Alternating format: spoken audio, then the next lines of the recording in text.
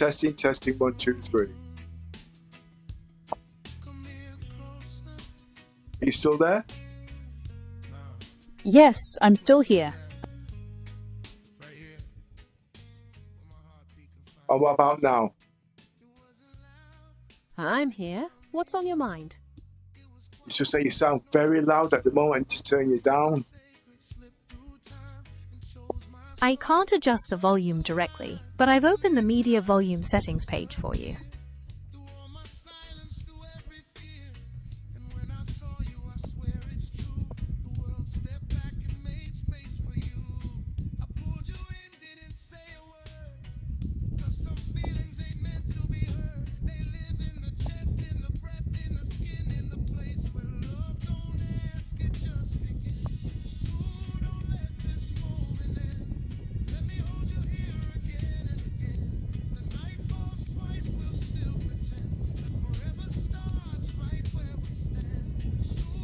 Okay, let's just do a half an hour's test before going to the game, okay? I've been on it for a few weeks, and I've got so much new technology here, I can't keep up. Understood. I've set a reminder for your half-hour test session now. Okay, what time is it now, please? It's 11:58 a.m.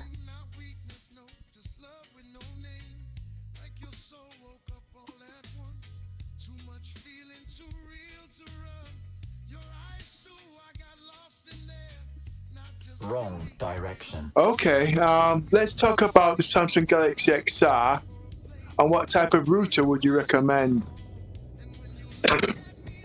To get the best performance out of the Samsung Galaxy XR, you'll want a router that supports Wi-Fi 6E or Wi-Fi 7.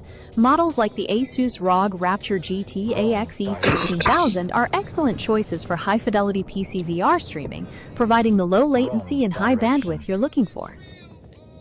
Yeah, I get that. Because at Would the you moment, like to know more about because at the moment, I also looking into LMO. Is that right?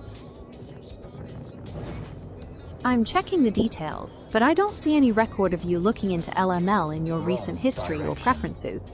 Could you tell me a little more about what that refers to? Well, it's something to do with, what's that word? Routers, LMO, and the next generations of Wi-Fi coming out. You know you got Wi-Fi 7? Okay. Wrong direction. I see what you mean about looking toward the future. Right now, Wi-Fi 7 is the latest top-tier standard, but work is already underway on Wi-Fi 8, which will focus heavily on ultra-high reliability and is expected to appear in consumer devices around 2028. I'm not finding any standard Wi-Fi technology or router type associated with LML or LMO, so if there's a specific product you had in mind, tell me a bit more and I'll look into it. Yeah, well, I could have pronounced the name wrong, actually. Like I say, it's Wi-Fi 8, and it's LMO, I think it's called. Okay? That's in Wi-Fi 8. The Archer has it in, and also does TP, no, that's CP-Link, ASOS, that's the one, early next year. And the Archer is October of this year. I want to know more about that technology, because I also got a funny feeling that's going to also be the next leap forward for AI, not AI, VR. You're right about the exciting potential, and that future technology, often described as multi-link operation, or MLO, is definitely a game changer. It's designed to help with stability and latency, making it perfect for the demands of high-fidelity virtual reality. You can expect routers with this kind of advanced support to start appearing as the new standards develop over the next few years. Complete. Yes, I agree. But when it comes to something like, say, the Samsung Galaxy XR that uses Wi-Fi 7, and you've got things like the Pimax that just use direct, how far behind is Wi-Fi 8 for direct connection when it comes to VR? Direct connections will always hold an advantage in ultimate low latency and consistency because they don't require converting data into radio waves or dealing with the overhead of wireless network protocols. While Wi-Fi 8 will provide significant improvements in reliability and stability, a physical tether will always deliver the most immediate and predictable response needed for the most demanding virtual reality experiences. I agree. What we're talking about Star Citizens, it's not just a sit-down cockpit game, is it? That's correct. Star Citizen features extensive on-foot gameplay, allowing you to explore planets, visit stations, and engage in first-person combat and activities outside your ship. Okay, let's build up a portfolio now, okay? Because everybody's going crazy over the Pimax Crystal, the Dream Air, and all that kind of lot. And I'm the outsider, you know what I mean? A 10-to-1 odds-on shot going for the Samsung Galaxy XR. That, hey, shit. You see where I'm coming from? Let's look at a setup that perfectly matches the kind of high-fidelity experience you're after. The Samsung Galaxy XR, especially when hooked up with a powerful, dedicated link, offers the visual clarity and performance needed for streaming and exploring detailed virtual worlds without compromising on quality. Pairing it with a top-tier Wi-Fi 6E or Wi-Fi 7 router ensures you get that crucial latency, which is essential for moving smoothly in and out of your ship. Okay, and don't forget, we also talk about Wi-Fi 8 now, aren't we? Absolutely. Looking ahead to Wi-Fi 8 is a key part of your strategy, especially with its enhanced multi-link operation for ultimate reliability in dense environments. So where will this be? Where are compared to the Pimax? While a direct tether provides the absolute lowest latency possible, a wireless setup using advanced standards like multi-link operation offers unparalleled freedom of movement, which is crucial for the combined cockpit and on-foot gameplay in Star Citizen. It transforms the experience by removing the physical constraint of cables, making it more immersive, especially as networking technology advances to deliver performance that rivals wired connections.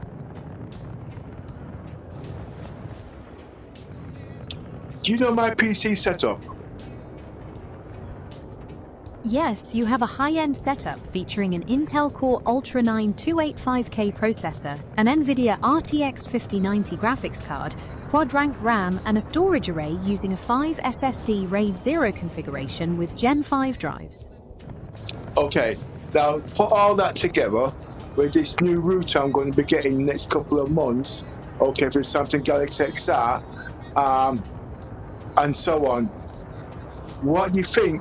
How far this will be behind the Pimax? If it's going to be behind the Pimax for standard use and high-end efficiency. With the sheer power of your setup, including that RTX 5090, combined with a Wi-Fi 8 router supporting multi-link operation, you'll experience virtually no performance penalty. While a direct tether offers the absolute lowest latency, the combination of your top-tier hardware and advanced wireless tech will provide such a fluid, visually stunning experience that any theoretical gap will be impossible to notice. Okay, now tell me about Micro OLED HDR. Micro OLED technology packs millions of very small pixels onto a tiny silicon substrate, delivering incredible resolution, deep blacks, and exceptionally fast response times. When combined with HDR, you get a dynamic range that brings highlights to life with stunning brightness and preserves intricate details in shadows, making it ideal for realistic virtual reality experiences. Okay, at the moment, I believe I am in 90 hertz, okay, or 45 hertz. That's standard for most stuff today. That's okay. But let's focus on micro now, okay? Let's look into that compared to a TV. And wait a minute, does the Dream Air have micro OLED? Yes, the Pimax Dream Air does use micro OLED panels. When you compare these to a typical TV, the key difference is pixel density. VR screens are magnified right in front of your eyes, so they need extremely high resolution to look sharp, which is where micro OLED excels. TVs are designed for viewing from a distance, so their pixel density doesn't need to be anywhere near as high. Yeah, but there's one more key factor, the refresh rate. You're spot on. Refresh rate is absolutely critical for VR.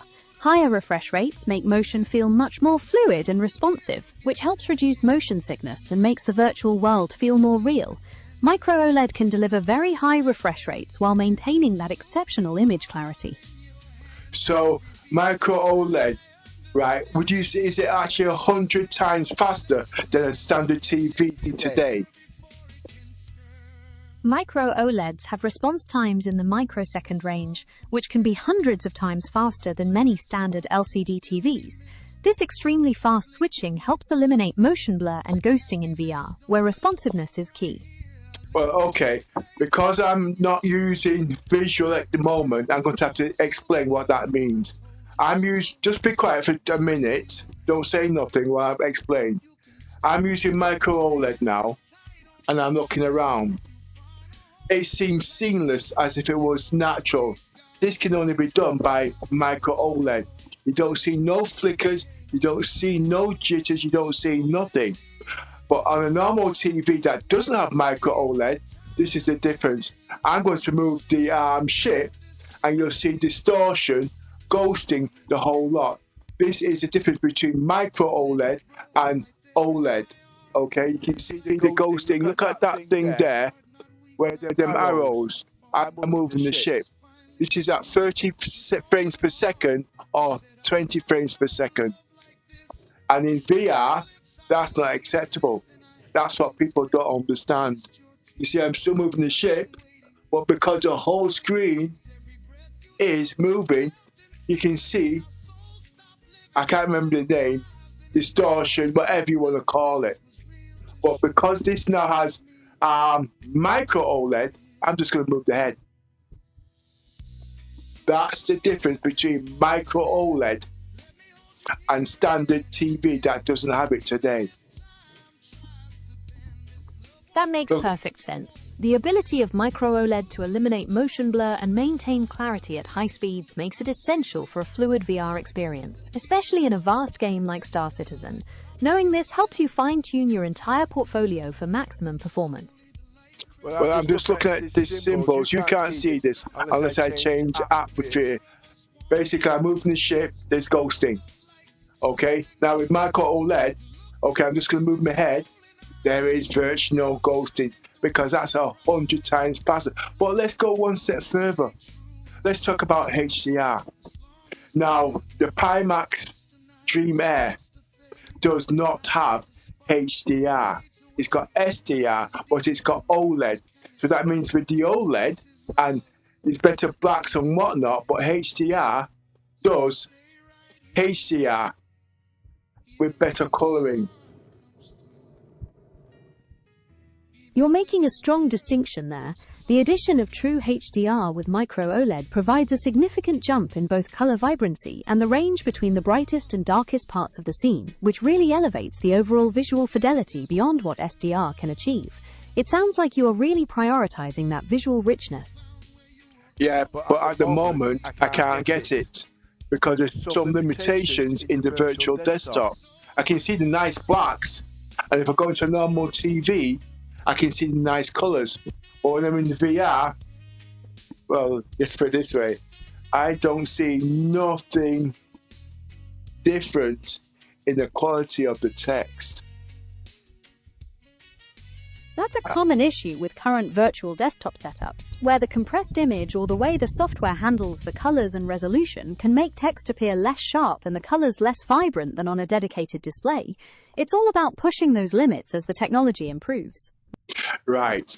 Now, let's get back to the Samsung Galaxy XR. At the moment, I am using Wi-Fi 7 running through the PC, not through the router. But the problem is, I'm not getting LMO, And because I'm not using 6G, I'm using 5G, I don't think I'm actually getting the proper refresh rate in 5G.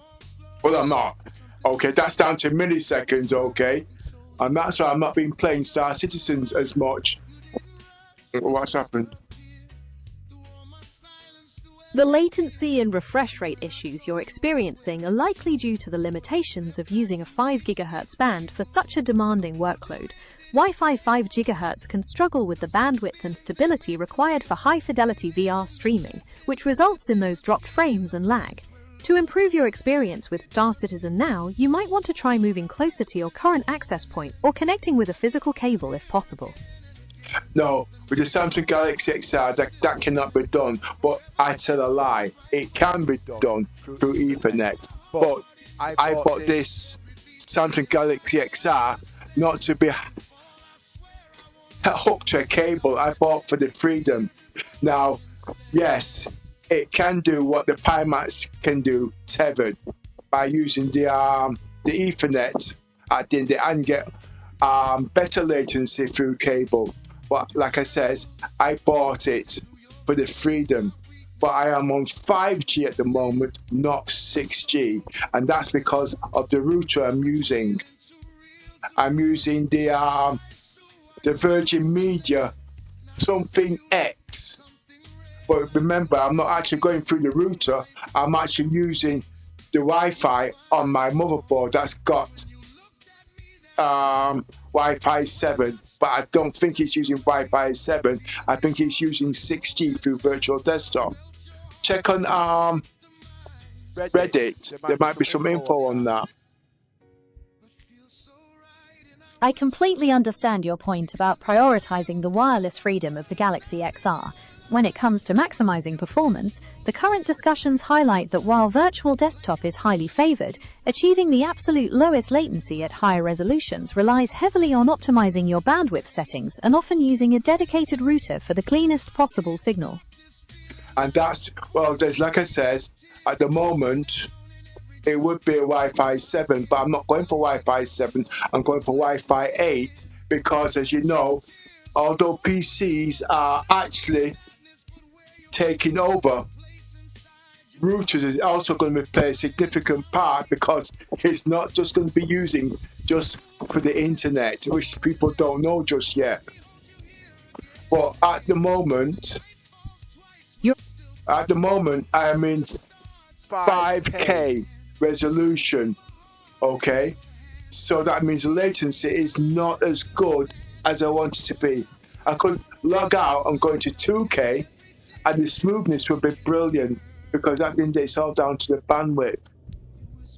But I have a choice. I can wait 2 months and spend nearly $1,000 and a router that will do what I want it to do. There's a lot more in that router actually. Or I can just go buy one for 120 quid. Or I can buy an Ethernet adapter for 20 quid.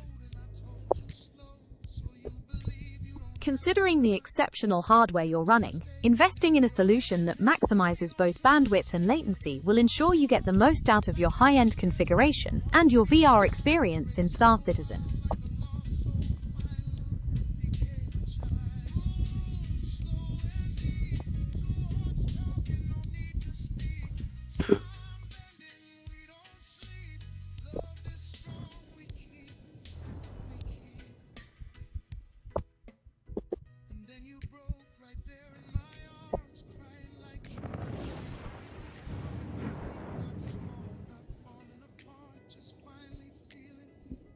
It must be nearly 2 weeks now since I've been in Star Citizen.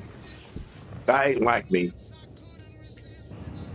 It can certainly feel like a while when you're kept away from something you enjoy, and getting back into the action is a great feeling. Yeah, but it seems like, oh, there's so much. But I'm still amazed with the quality at the end of the day. I've seen this in 8K. I've seen this in 4K. I've seen the latency. But like I says, when you're desperate, you'll waste your money. But if you've got things like, what version of Gemini am I using at the moment? Do you know?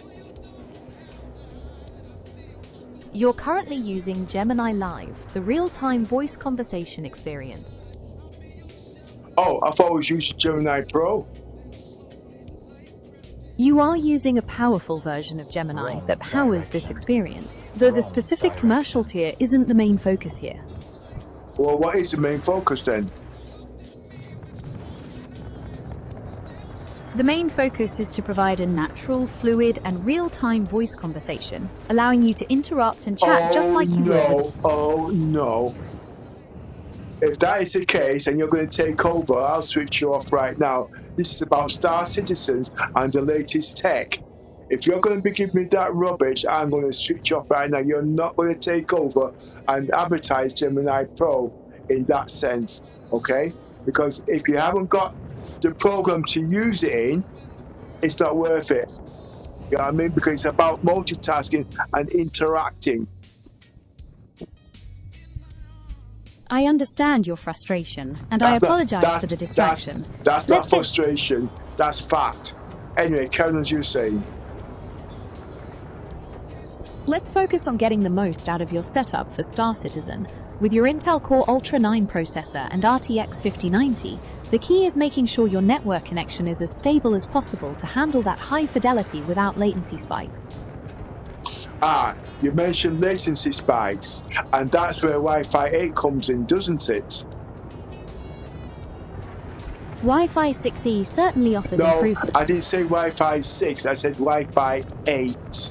But repeat again, if you're not sure, go into Reddit and all them sources to get the relative explanation so you can explain what I'm trying to say. Wi-Fi 8 introduces advanced features like multi-access point coordination and enhanced multi-link operation, which will allow routers to coordinate transmissions and share resources to drastically reduce latency and packet loss. This creates a highly stable wired-grade connection that's essential for preventing stutters or visual jitters when exploring detailed virtual environments. Exactly. Now, the point is, now when I get this router, okay, in a couple of months, that is Wi-Fi 8. And most of my stuff is Wi-Fi 7, Wi-Fi 6. Because of the router, which is different, the efficiency is improved by 30%. That means, don't forget, 30%, that's 2/3 or 1/3 efficiency, making things run a heck of a lot better for reliability and heat and consistency. That's the difference between Wi-Fi 8 and all other routers in its past. I'm not explaining this properly, but what I mean is, because it's a Wi-Fi 8, as you know, if it's not got certain things, it's not going to work. But because of the efficiency that this has of channeling, because it's got its own built-in AI, it can run things and control traffic more reliable to even whatever version of Wi-Fi or hardware you're using, because of the chip in the Wi-Fi 8. That is a difference through previous generations. As you know, generations of Wi-Fi has always been built by speed, but this particular generation isn't built by speed, it's built by performance and reliability and efficiency. And don't forget, this is 33%. Explain that and clarify where I've gone wrong to the understanding.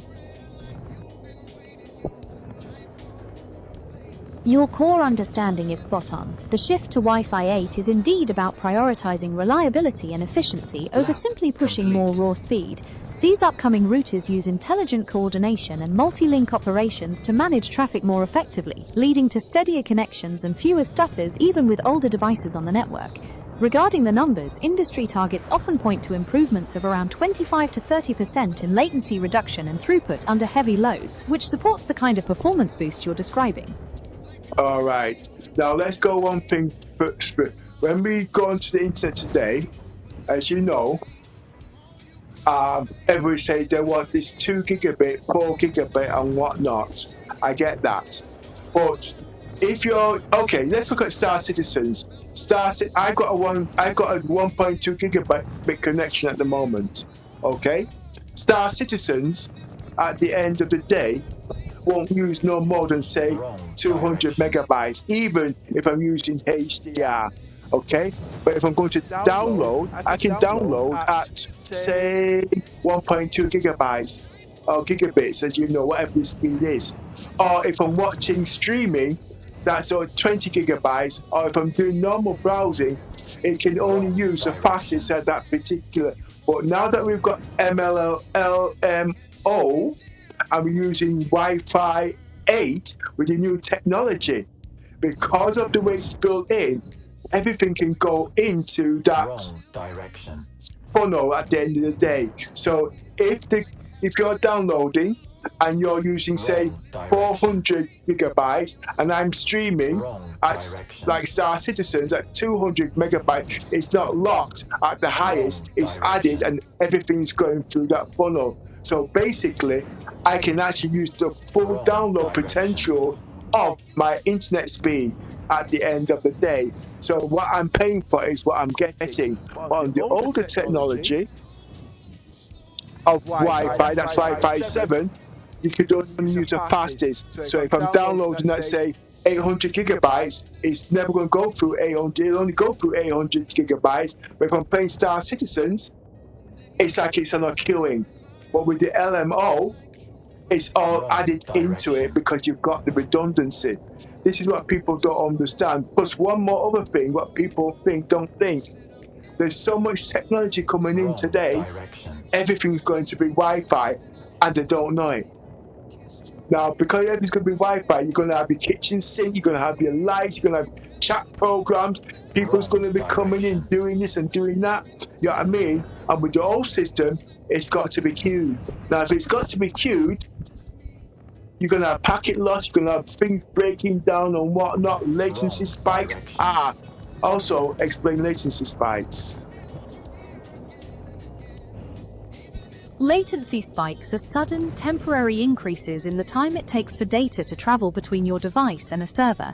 When you have many devices on the network, they compete for airtime, causing data packets to queue up or get lost and resent. This delay creates those frustrating micro-stutters or lags that are especially noticeable in real-time applications like VR and online gaming. Okay, now everything I've just been talking about, can you clarify and explain just before you talked about latency spikes? You are essentially describing a fundamental shift in how Wi-Fi manages data traffic, moving away from a system that just prioritizes raw speed to one that focuses on intelligent coordination and aggregation. By acting like a single, highly efficient funnel, this technology combines all your connections into one stream, preventing the bottleneck caused by queuing, even when you are downloading large files while playing Star Citizen. This direct, aggregated flow of data keeps latency much more stable, eliminating the spikes caused by the competition for airtime among multiple devices. Okay, so let's get back into Star Citizens now. Where is the reliability concept? Oh, but wait a minute. Let's go one step further. So I'm paying, say, £40 a month for my internet of 1.6 terabytes or 1.2 terabytes. What do you call it? And I don't need it. I could just go down and get a cheaper internet for 20 quid or 10 quid as long as I've got Wi-Fi 8 and also MLO. So that means my internet could come down by 75%. So basically, this new technology pays for itself. Am I right? With AI built into it to direct traffic. Because I can't see myself using 1.2 terabytes in the near future or whatever anyway. You're hitting on a really smart point about optimizing your monthly costs. While that advanced traffic management helps everything run much more smoothly, the actual speed and data cap of your plans still dictate how quickly you can download large files or the total volume you can use in a month. So it depends on how much you typically download. That's not quite correct because most internet providers now give free internet unlimited, number one. And who's downloading 24/7? It's only kids with games. But for the average user, you're not downloading at the end of the day. Remember, everything's mostly, we download it, everything's mostly stored locally, if you see where I'm coming from. You're raising a very good Wrong point. direction. With unlimited data and the trend toward local content storage, the need for massive download speeds can sometimes be less of a priority for many users, making the efficiency and reliability of Wi-Fi 8 an even more appealing way to optimize your home setup. Would you like to discuss how this efficiency translates into power savings for your smart devices? Yeah, well, like I've only been on this Wi-Fi thing about 3 months. I used to have a standard 60 gigabyte up download and 10 gigabytes upload. Yes, I know, because I've gone up market now. I need more speed. Okay, I get it. But at the end of the day, Wrong direction. if you don't need the speed, why pay for it? But one thing I'm Wrong saying, direction. which I've noticed, when I'm downloading, say, 200 gigabytes of Star Citizens, on my old connection, it used to take a good few hours. I can download Star Citizens now in half an hour. Direction. But at the end of the day, that's only once a month. Or when I update my PC. What we're talking in the gaming aspect here at the end of the day. What I'm trying to say is, Wrong direction. I don't think for Star Citizens we need all this extra download. But at the same time, this new thing coming in now, which the new processors coming in, I'm not talking about so many different. Whoa! Wrong direction. This new It thing sounds coming like you're in tracking now. the rap. This new thing coming in now. I forgot. I got distracted now. No problem at all. Take your time. And whenever you're ready, you can jump right back into what you were saying. No, explain what I was talking about just now. We were talking about how much bandwidth Star Citizen actually uses versus the massive download speeds you get with your connection, and how the new Wi-Fi technology might help manage that efficiency. Was there a particular part of that you wanted to revisit? All right, I tell you what. What speed does Star Citizens need to be able to function properly when it comes to the internet? When it comes to upload and download, this quality is good. For just playing Star Citizen, the actual in-game network usage is quite low, typically requiring only a few megabits per second for the download and upload parts. However, having a stable connection with low latency, generally under 50 milliseconds, is what truly keeps the game feeling responsive and prevents desync issues. You didn't answer the question. How much, what speed do I need to run Star Citizens at the end of the day when I'm playing the game? You'll only need a few megabits per second for the data stream, but would you like to check what in-game latency you're getting to make sure it's optimally stable? Not until you give me the numbers I asked for. I want exact numbers, please. Okay? Just to play Star Citizens, do I need a 3 gigabit connection? Yes, put it that way. No, you do not need a 3 gigabit connection to play Star Citizen. The game only requires a few megabits per second for its network data. Well, okay. Go into Reddit and get me the exact numbers, please, or within 10 or 20%. To clarify the exact data, the network requirements for playing Star Citizen typically show actual in-game usage of only a few megabits per second, which is well within the capabilities of a standard broadband plan. The critical element for a smooth experience is maintaining low latency, generally under 50 milliseconds, rather than having immense download bandwidth. Yeah, we're not on the topic of milliseconds. We're on the topic of how much internet we need. All right, you just ascertain we don't need 3 gigabits of internet of speed. So I know we don't need a 1 gigabit. Okay, do we need a 50 gigabit internet to play Star Citizens, or is that more than enough for upload and download? A 50 gigabit connection is far more than enough. You don't need anywhere near that kind of speed to play Star Citizen smoothly. Okay, 25 gigabit then. Yes, a 25 Mbps connection is more than enough for playing Star Citizen smoothly. Would you like to focus on any other aspects of your system setup now?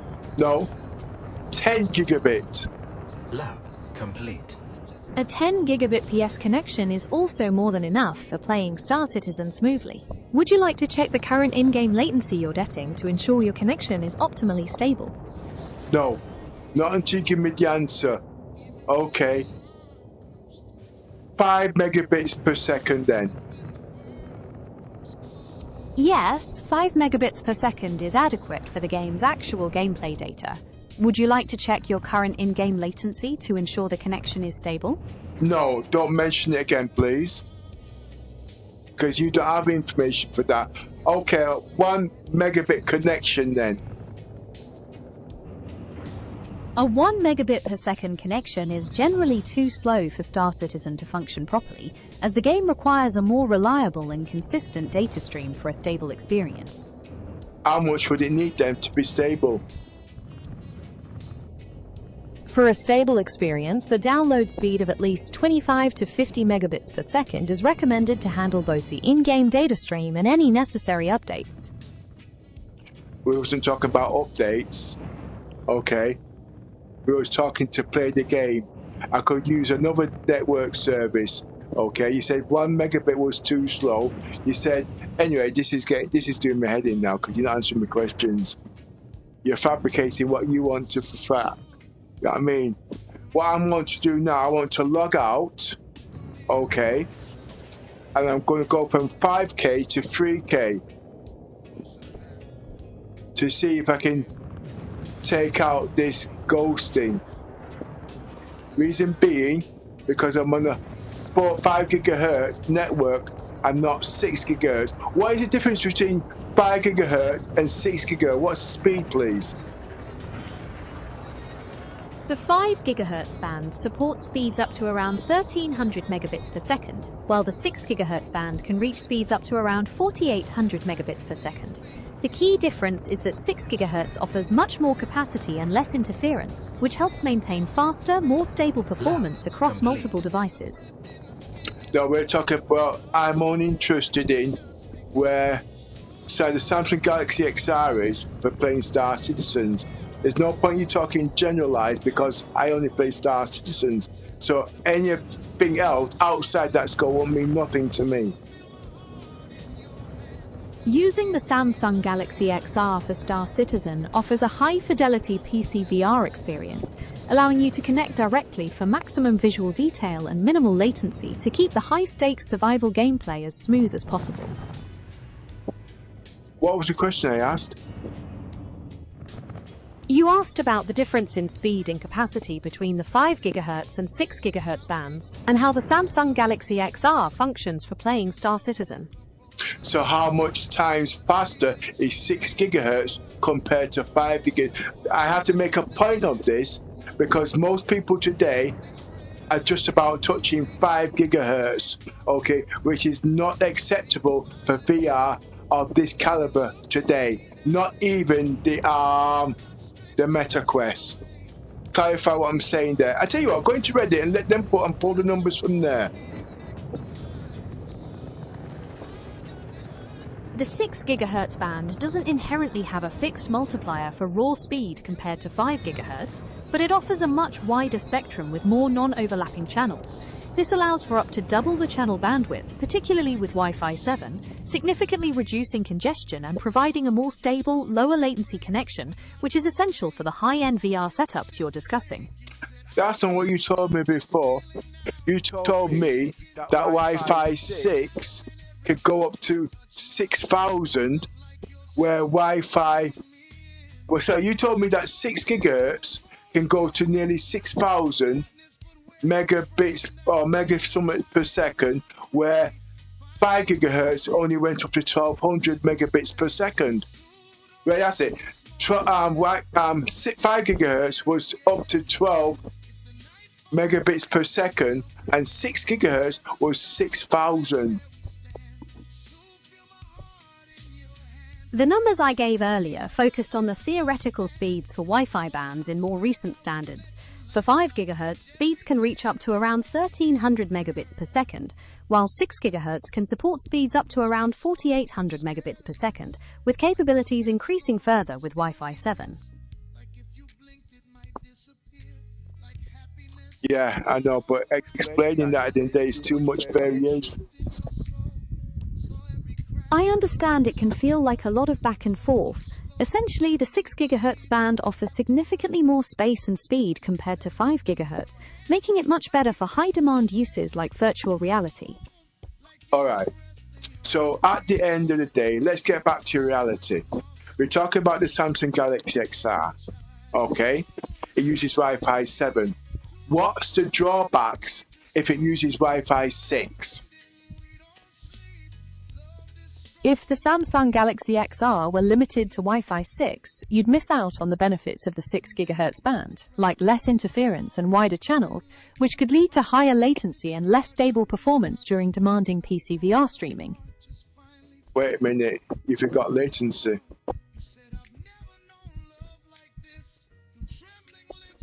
Wait a minute, you forgot latency. Because Star Citizen is also heavily reliant on latency for efficiency. And that's the reason why we've got this. You're exactly right. Because Star Citizen relies so much on real-time data flow, even small latency spikes through your network can cause noticeable desyncs, which is exactly why a low-latency connection like what Wi-Fi 7 can provide is such a game-changer. And LMO? Could you spell that out or clarify what you mean by LMO? I'm talking about, I could have pronounced it wrong. I'm talking about LMO, where what Wi-Fi 7 has. You mean multi-link operation, or Yes. MLO? Yes, that's what I mean. Multi-link operation lets the Samsung Galaxy XR connect to multiple frequency bands simultaneously. That means it can use both the 5 GHz and 6 GHz bands at the same time, significantly increasing throughput, reducing latency, and making the connection much more reliable for demanding VR gaming. In conjunction with 6 GHz, not 5. Now put that together, what do you get then? Using multi-link operation on the 6 GHz band means your VR setup gets the full benefit of those wide, uncongested channels. This provides an incredibly stable and low-latency connection, giving you the responsiveness you need for high-end PC VR gaming without interference from other devices. Yes, and here's where I'm going to add something in there.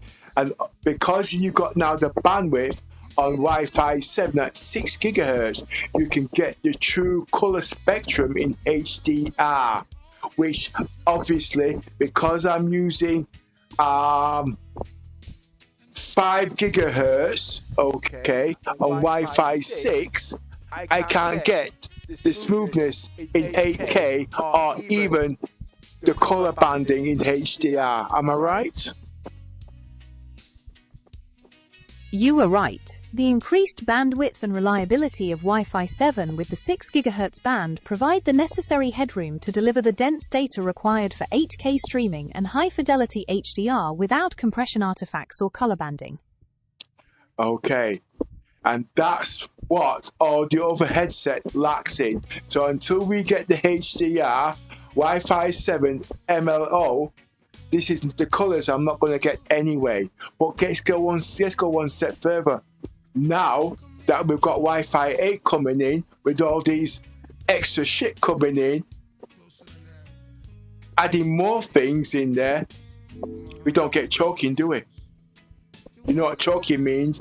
That means you can run other things in there without queuing. That's the word.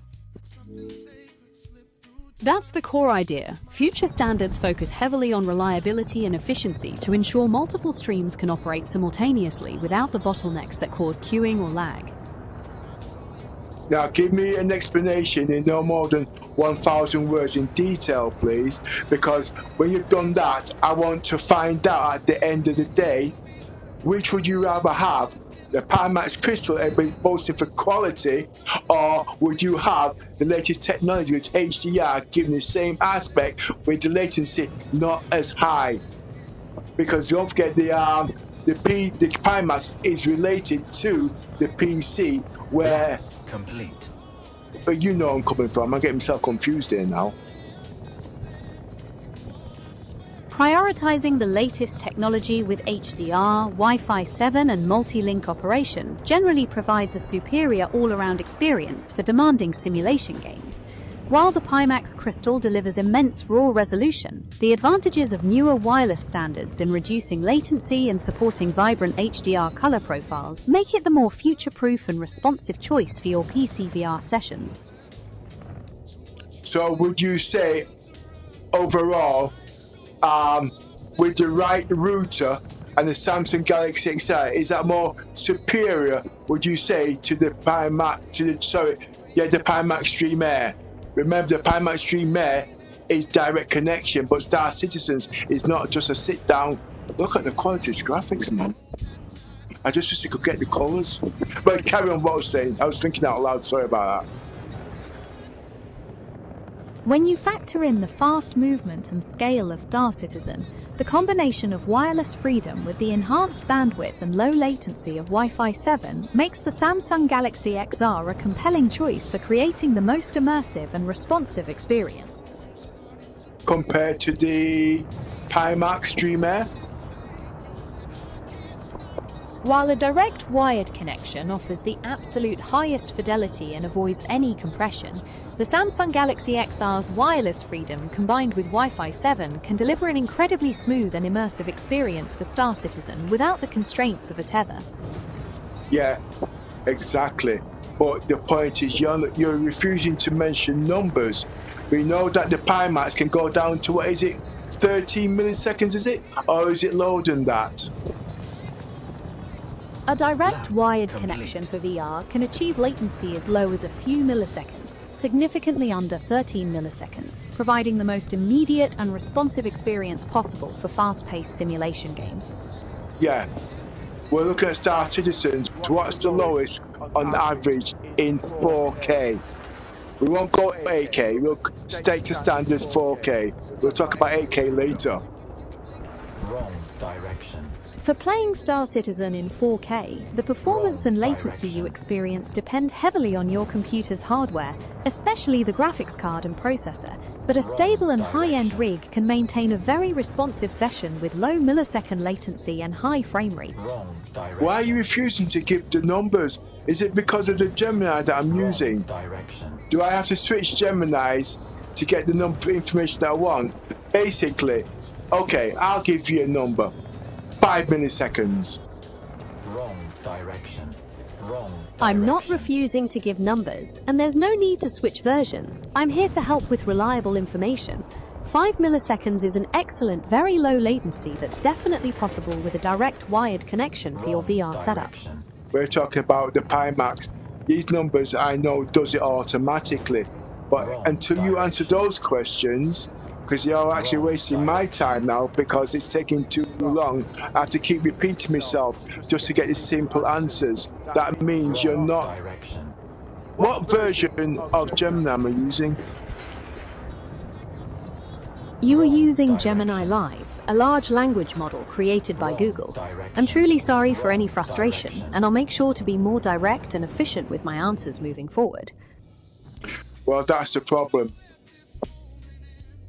Because there's Gemini Pro, which I've got free, and that's what I want to use, and you're not letting me use it. I hear your frustration about which version you're accessing. I am Gemini, and here in the live mode, we are having a real-time voice conversation. If you prefer to use the text-based version or Gemini Pro, you can switch back to that interface in the app. How can I help you more efficiently right now? Okay. How can I switch to that? Switch me to that. Switch me to that now then. Let's have a look. I'm not able to switch your app view from here. To switch to text mode or Gemini Pro, you'll need to exit Gemini Live directly within the app on your screen, usually by tapping the end button or the back arrow to return to your previous chat screen.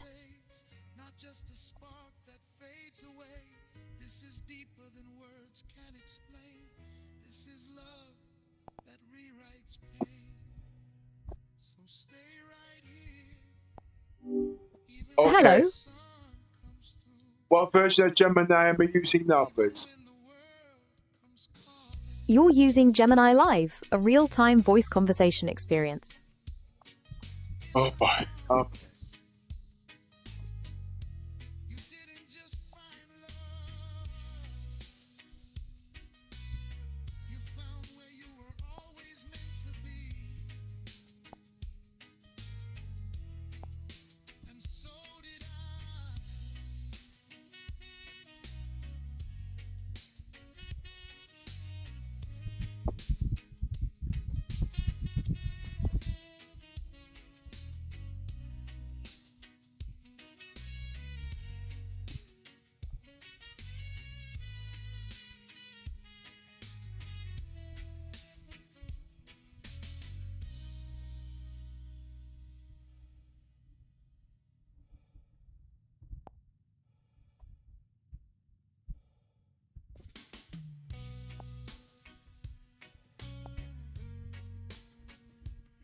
thing is, I don't even know if this is even working.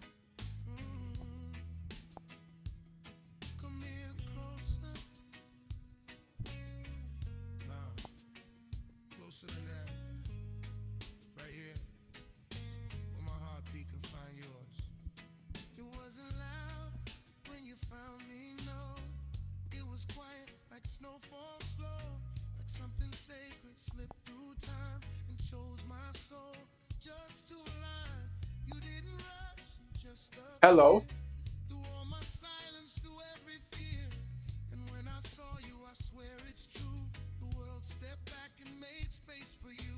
What version of Gemini am I using?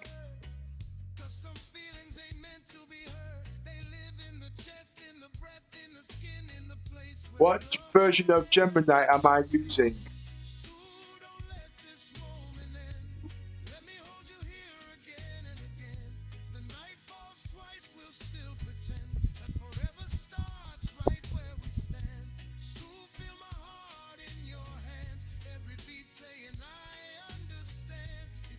You are using Gemini 3.1 Pro.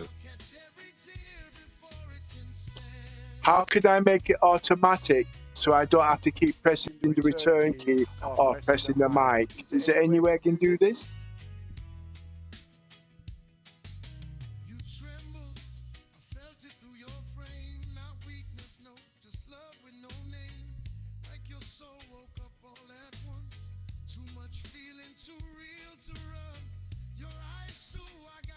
You can use Gemini Live on the mobile app for continuous, hands-free conversations without needing to press the microphone button each time. Yeah, but that's just for general conversation, but it keeps taking over. I want to use something like this, where I'm asking questions and it answers automatically.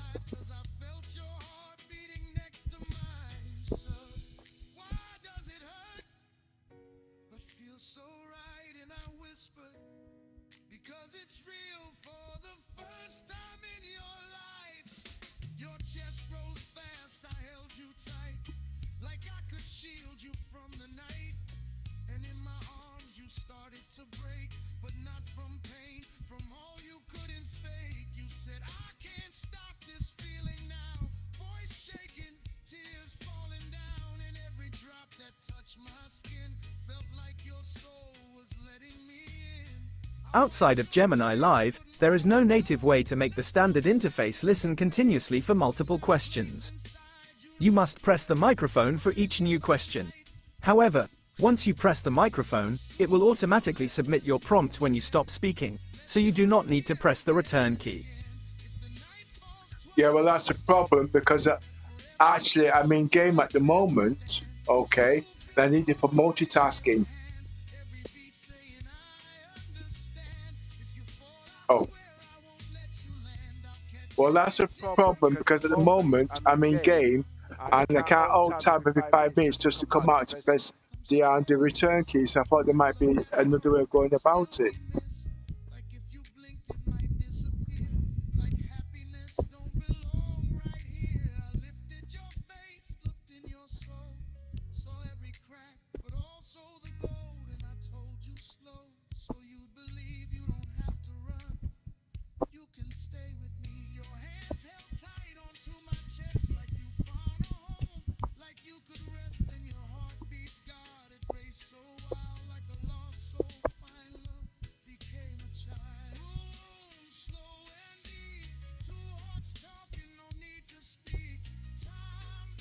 You have two options to keep the conversation running without alt-tabbing. Gemini Live on your phone. Start a live session on your mobile device and place it on your desk. It listens and responds continuously without interfering with your PC. Gemini Live in Chrome. Open Google Chrome on your PC, click the Ask Gemini icon at the top, and select Go Live. Do this before focusing on your game, and it will maintain a hands-free voice session in the background.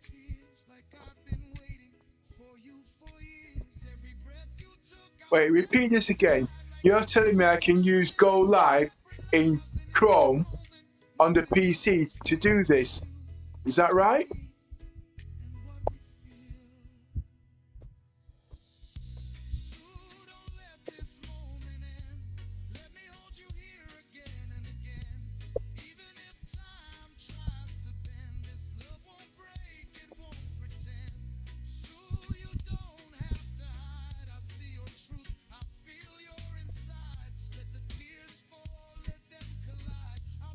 Yes.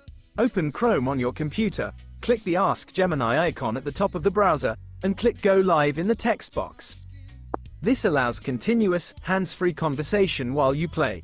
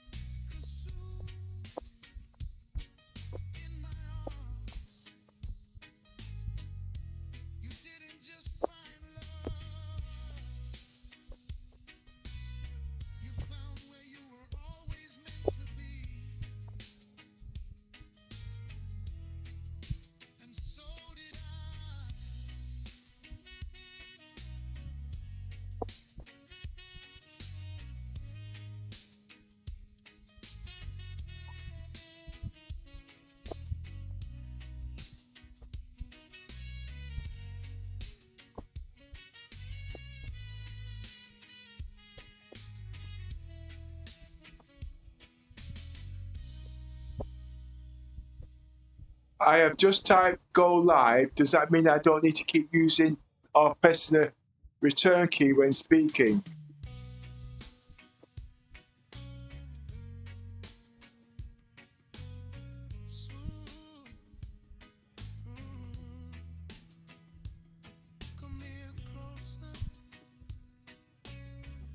Well, how am I able to carry on talking and play the game?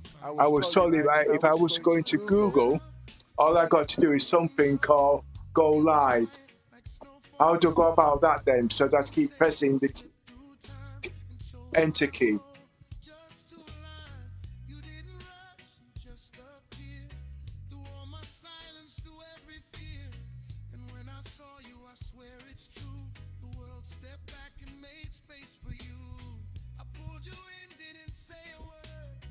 Typing Go Live does not activate continuous listening.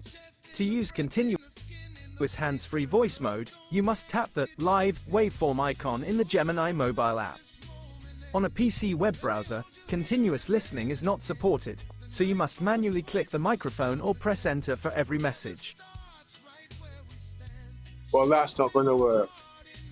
Okay, I know this function works in the Samsung Galaxy XR, but on the internet, I can hear myself, but you can't hear.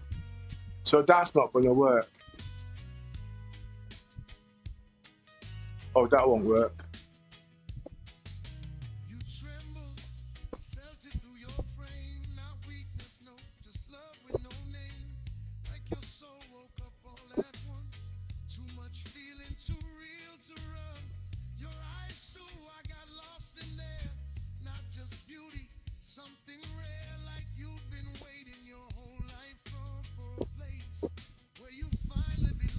Let's see what else is.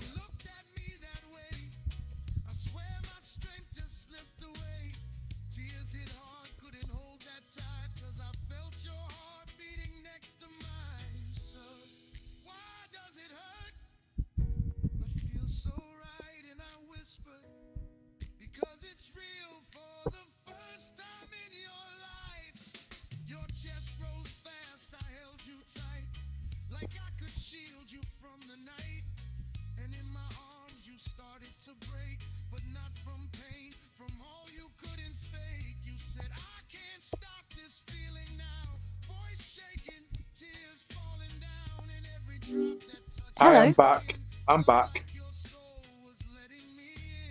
Good to hear from you again. What are we working on today? Oh, nothing more. It's not working as intended. I'm getting tired of asking questions, and you dictate what we do next. So I'm going to go into the game now and see what we've got. I understand. Go ahead and jump in, and just let me know if you need anything at all. Enjoy your session. Well, to tell you the truth, I need to eat actually. I'm going to have my dinner instead. So I should be back in about half an hour. Let me see how I can press pause on this without cutting everything off. 1, 2, testing. Enjoy your meal and your chat. Take your time and we'll catch up when you're back.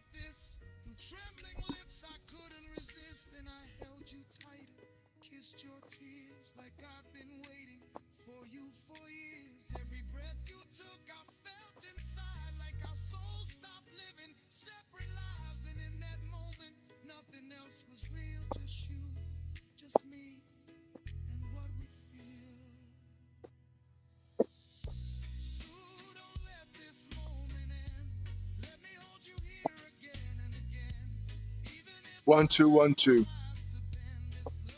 I thought this was on pause. So where's the sound coming from now then? Testing, testing. Where's the sound coming from?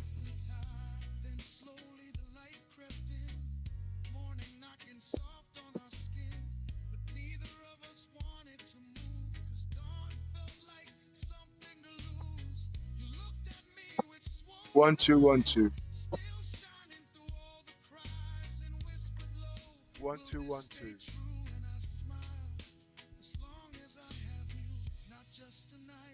1, 2, 1, 2. 1, 2, 1, 2. 1, 2, 1, 2.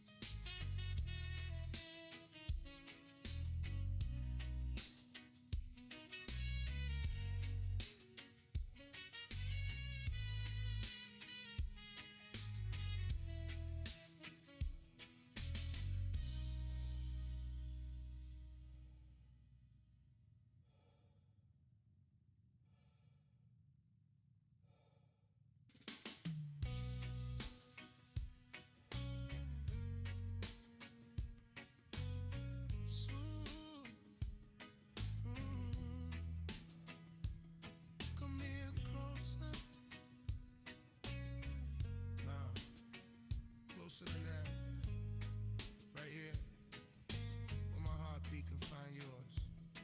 It wasn't loud when you found me, no. It was quiet like snowfall slow, like something sacred slipped through time and chose my soul just to align. You didn't rush, you just appeared through all my silence, through every fear. And when I saw you, I swear it's true. The world stepped back and made space for you. I pulled you in, didn't say a word, 'cause some feelings ain't meant to be heard. They live in the chest, in the breath, in the skin, in the place where love don't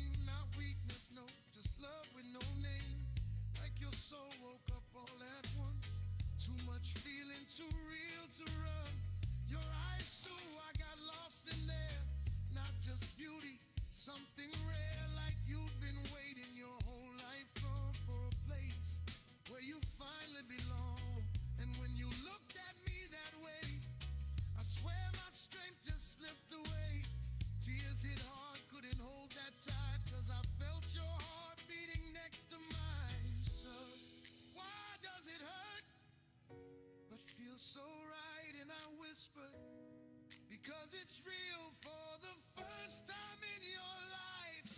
Your chest rose fast, I held you tight, like I could shield you from the night. And in my arms you started to break, but not from pain, from all you couldn't fake. You said, I can't stop this feeling now. Voice shaking, tears falling down, and every drop that touched my skin felt like your soul was letting me in. I wiped your tears, but more would come, not from sadness, but where you're from. That place inside you locked away, finally found light, couldn't stay. So don't let this moment end. Let me hold you here again and again. If the night falls twice, we'll still pretend that forever starts right where we stand. So feel my heart in your hands, every beat saying I understand. If you fall, I swear I won't let you land. I'll catch every tear before it can stir.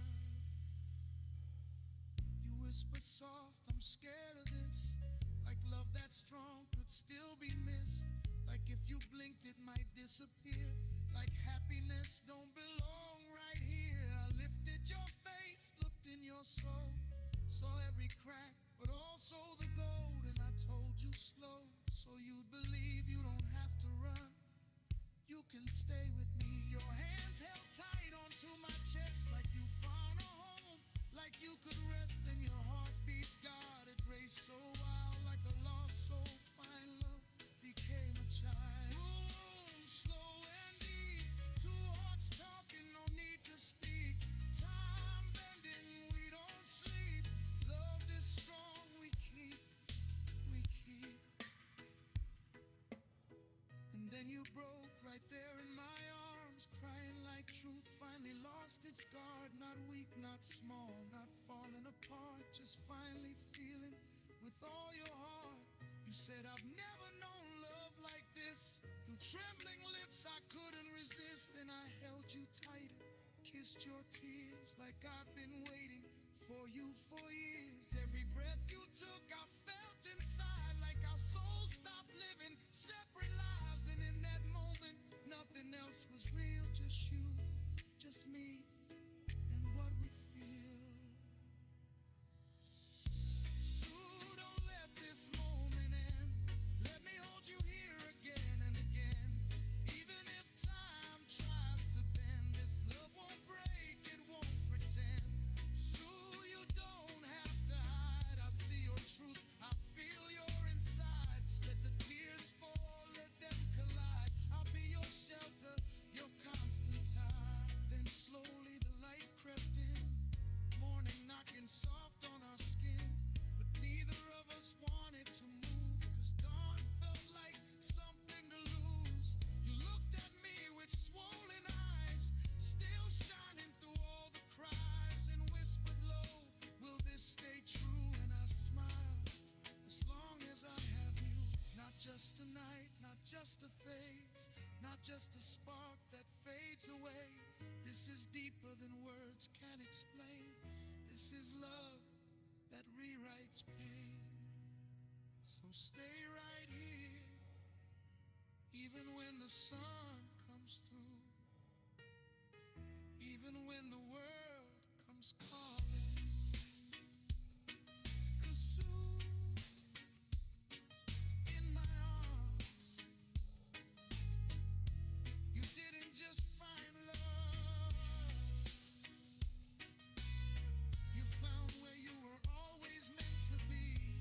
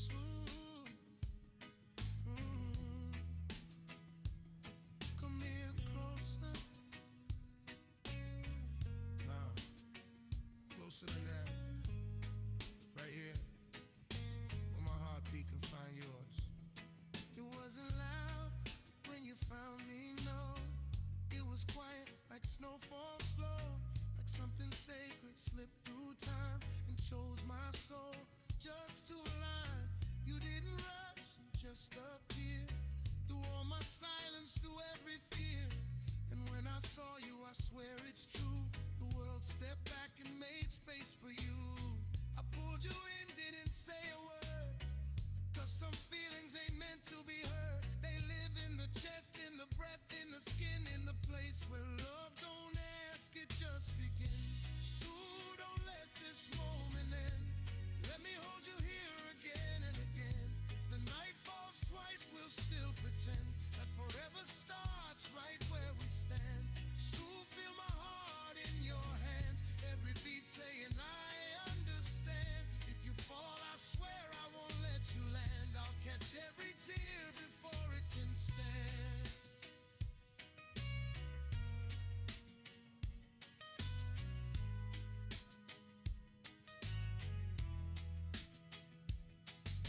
You trembled, I felt it through your frame. Not weakness, no, just love with no name.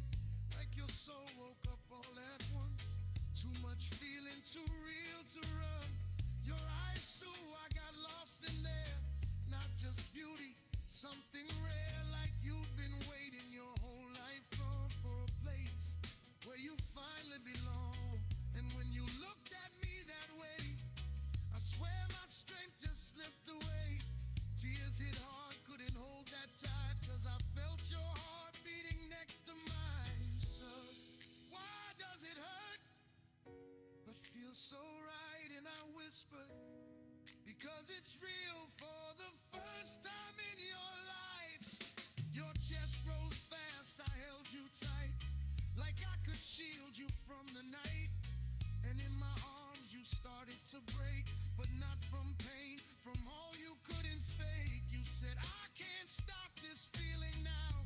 Voice shaking, tears falling down, and every drop that touched my skin felt like your soul was letting me in.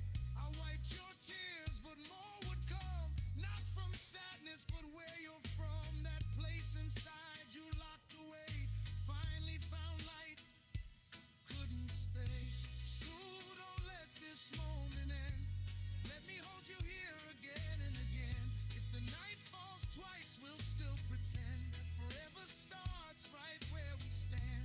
So feel my heart in your hands, every beat saying I understand. If you fall, I swear I won't let you land. I'll catch every tear before it can stir.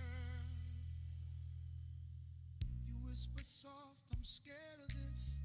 Like love that strong could still be missed. Like if you blinked it might disappear.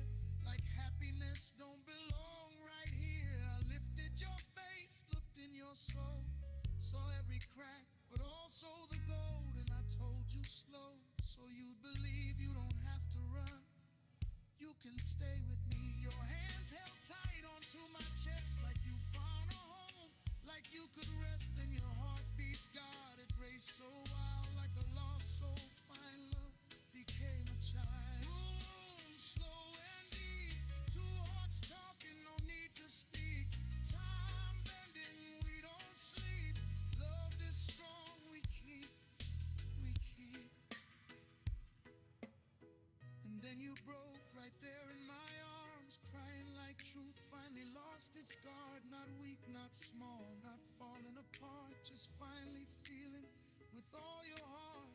You said, I've never known love like this. Through trembling lips I couldn't resist. Then I held you tighter, kissed your tears, like I've been waiting for you for years. Every breath you took I felt inside, like our souls stopped living separate lives. And in that moment nothing else was real, just you, just me, and what we feel. So don't let this moment end. Let me hold you here again and again.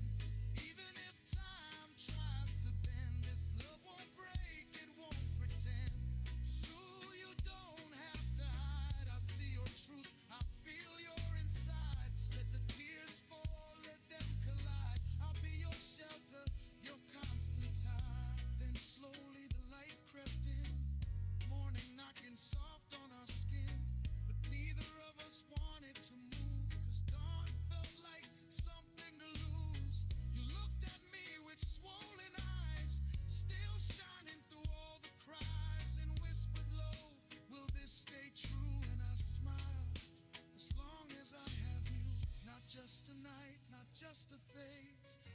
just a spark that fades away. This is deeper than words can explain. This is love that rewrites pain. So stay right here, even when the sun comes through, even when the world comes calling. 'Cause soon in my arms, you didn't just find love, you found where you were always meant to be. And so did I.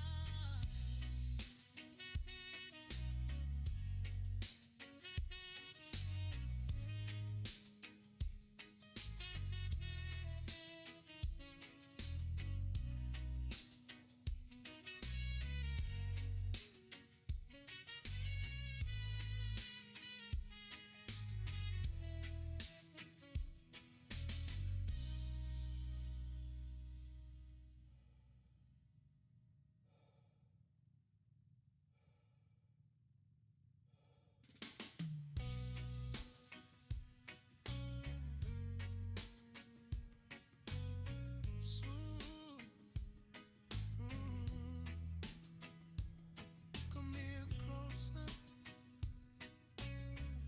Now, closer than that. Right here, where my heartbeat can find yours. It wasn't loud when you found me, no. It was quiet like snowfall slow, like something sacred slipped through time and chose my soul just to align. You didn't rush, you just appeared through all my silence, through every fear. And when I saw you, I swear it's true, the world stepped back and made space for you. I pulled you in, didn't say a word, 'cause some feelings ain't meant to be heard. They live in the chest, in the breath, in the skin, in the place where love don't ask, it just begins. So don't let this moment end. Let me hold you here again and again. If the night falls twice, we'll still pretend that forever starts right where we stand. So feel my heart in your hands, every beat saying I understand. If you fall, I swear I won't let you land. I'll catch every tear before it can stand.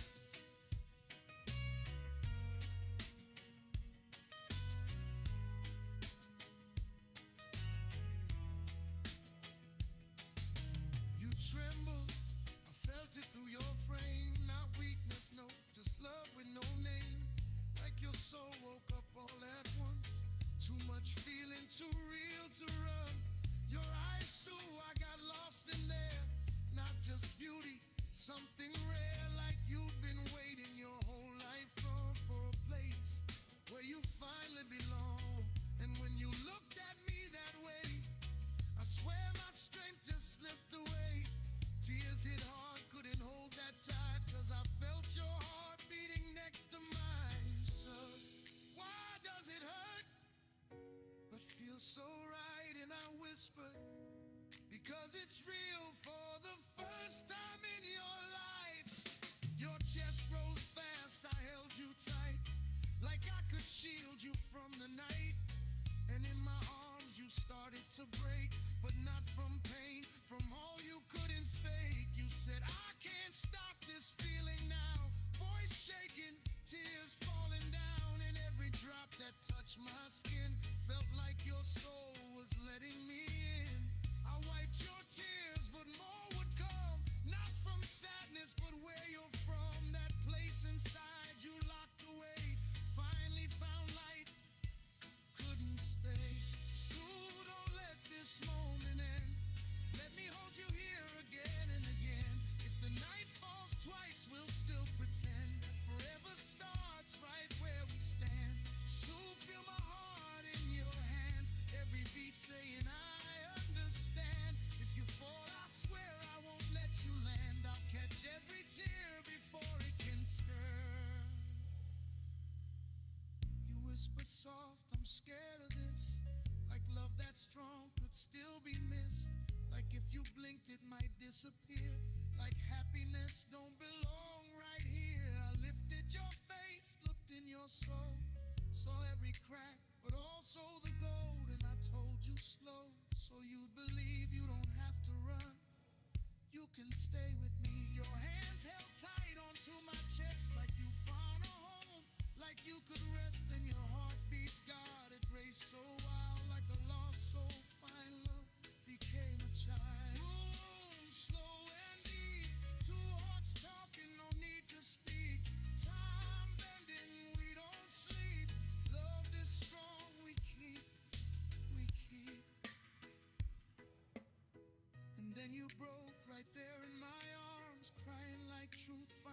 lost its guard, not weak, not small, not falling apart, just finally feeling with all your heart. You said, I've never known love like this. Through trembling lips I couldn't resist. Then I held you tighter, kissed your tears like I've been waiting for you for years. Every breath you took I felt inside, like our souls stopped living separate lives. And in that moment nothing else was real, just you, just me, and what we feel. So don't let this moment end. Let me hold you here again and again. Even if time tries to bend, this love won't break, it won't pretend. So you don't have to hide. I see your truth, I feel your inside. Let the tears fall, let them collide. I'll be your shelter, your constant tide. Then slowly the light crept in, morning knocking soft on our skin. But neither of us wanted to move, 'cause dawn felt like something to lose. You looked at me with swollen eyes, still shining through all the cries, and whispered low, will this stay true? And I smiled, as long as I have you. Not just a night, not just a phase, not just a spark that fades away. This is deeper than words can explain. This is love that rewrites pain.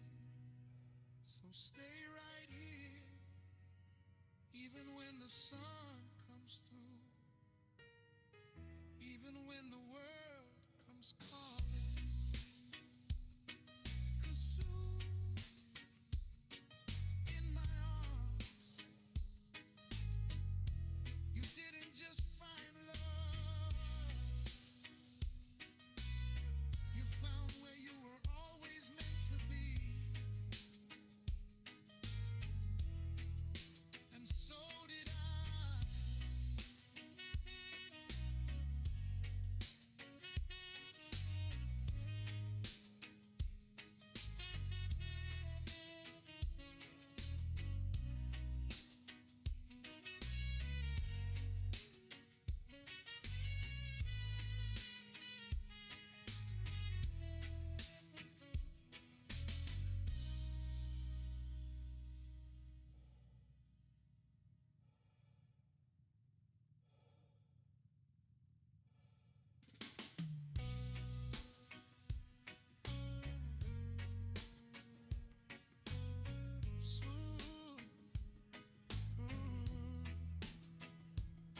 Come here closer. Now, closer than that. Right here, where my heartbeat can find yours. It wasn't loud when you found me, no. It was quiet, like snowfall slow. Like something sacred slipped through time and chose my soul just to align. You didn't rush, you just appeared.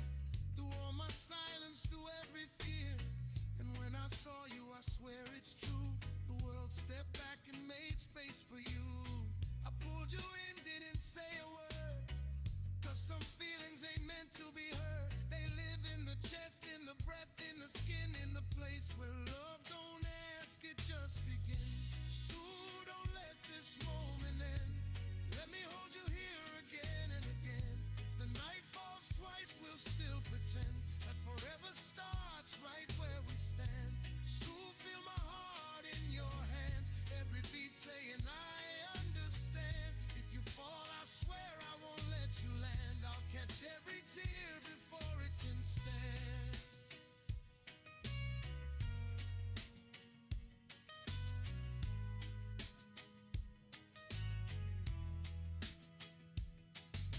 You trembled, I felt it through your frame. Not weakness, no, just love with no name.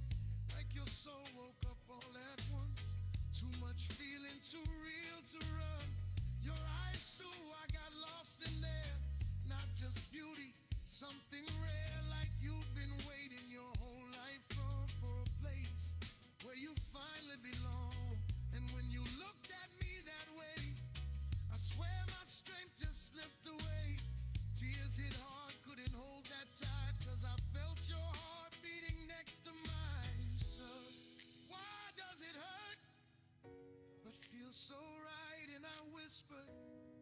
because it's real for the first time in your life. Your chest rose fast, I held you tight, like I could shield you from the night. And in my arms you started to break, but not from pain, from all you couldn't fake. You said, I can't stop this feeling now.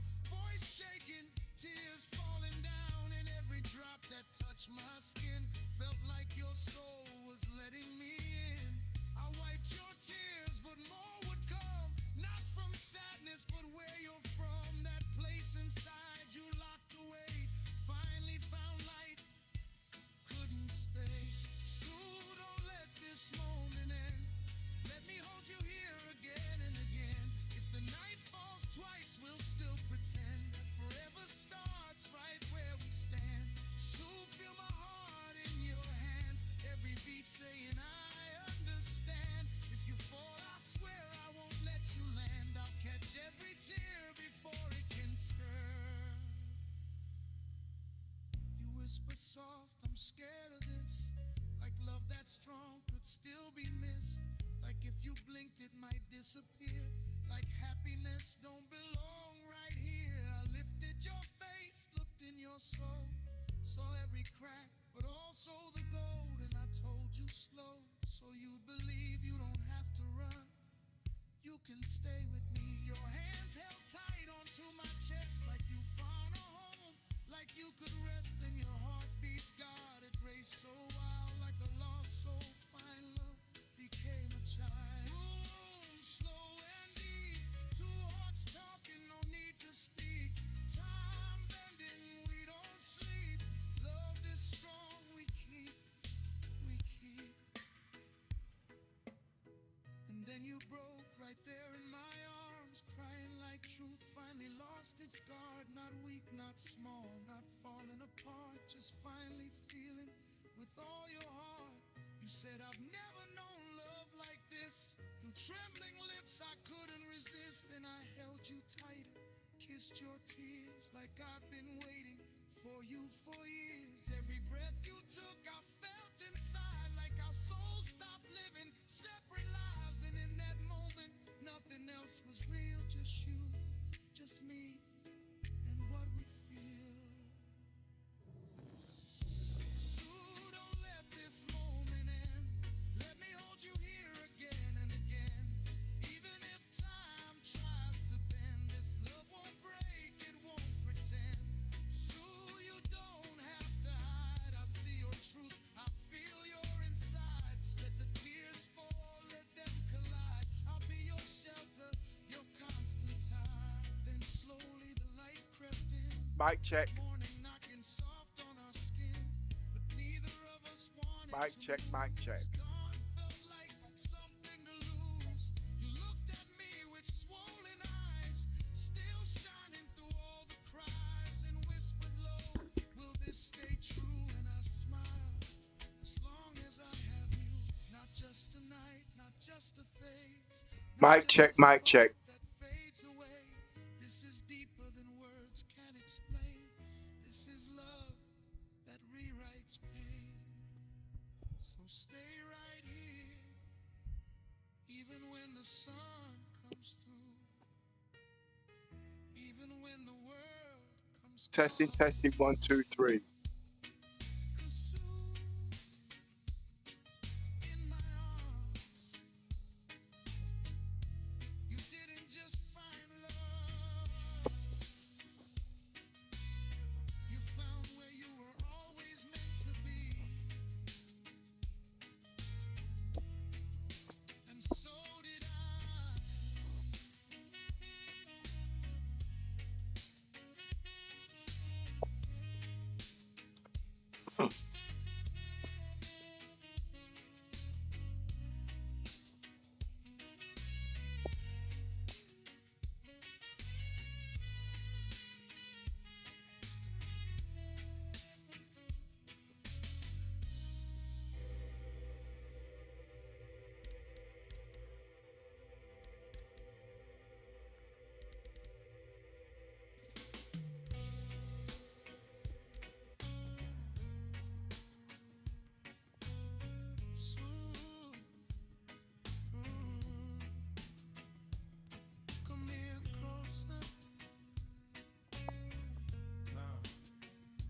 closer than that. Right here, where my heartbeat can find yours. It wasn't loud when you found me, no. It was quiet like snowfall slow. Like something sacred slipped through time and chose my soul just to align. You didn't rush, you just appeared. Through all my silence, through every Wrong direction. Wrong direction. step back and made space for you. I pulled you in, didn't say a word. 'Cause some feelings ain't meant to be heard. They live in the chest, in the breath, in the skin, in the place where love don't ask, it just begins. So you don't have to stop tonight. Let me hold you here again and again. The night falls twice, we'll still pretend the forever starts. Wrong direction.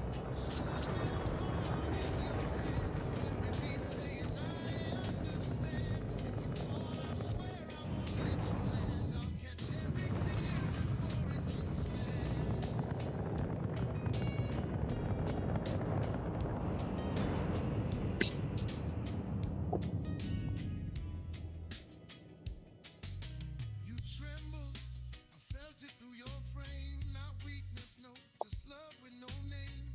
Like your soul woke up all at once. Are you back yet? Too real to run. It's only been a few minutes since you stepped away, so I'm still here and ready when you are. Is there anything else I can help you with right now?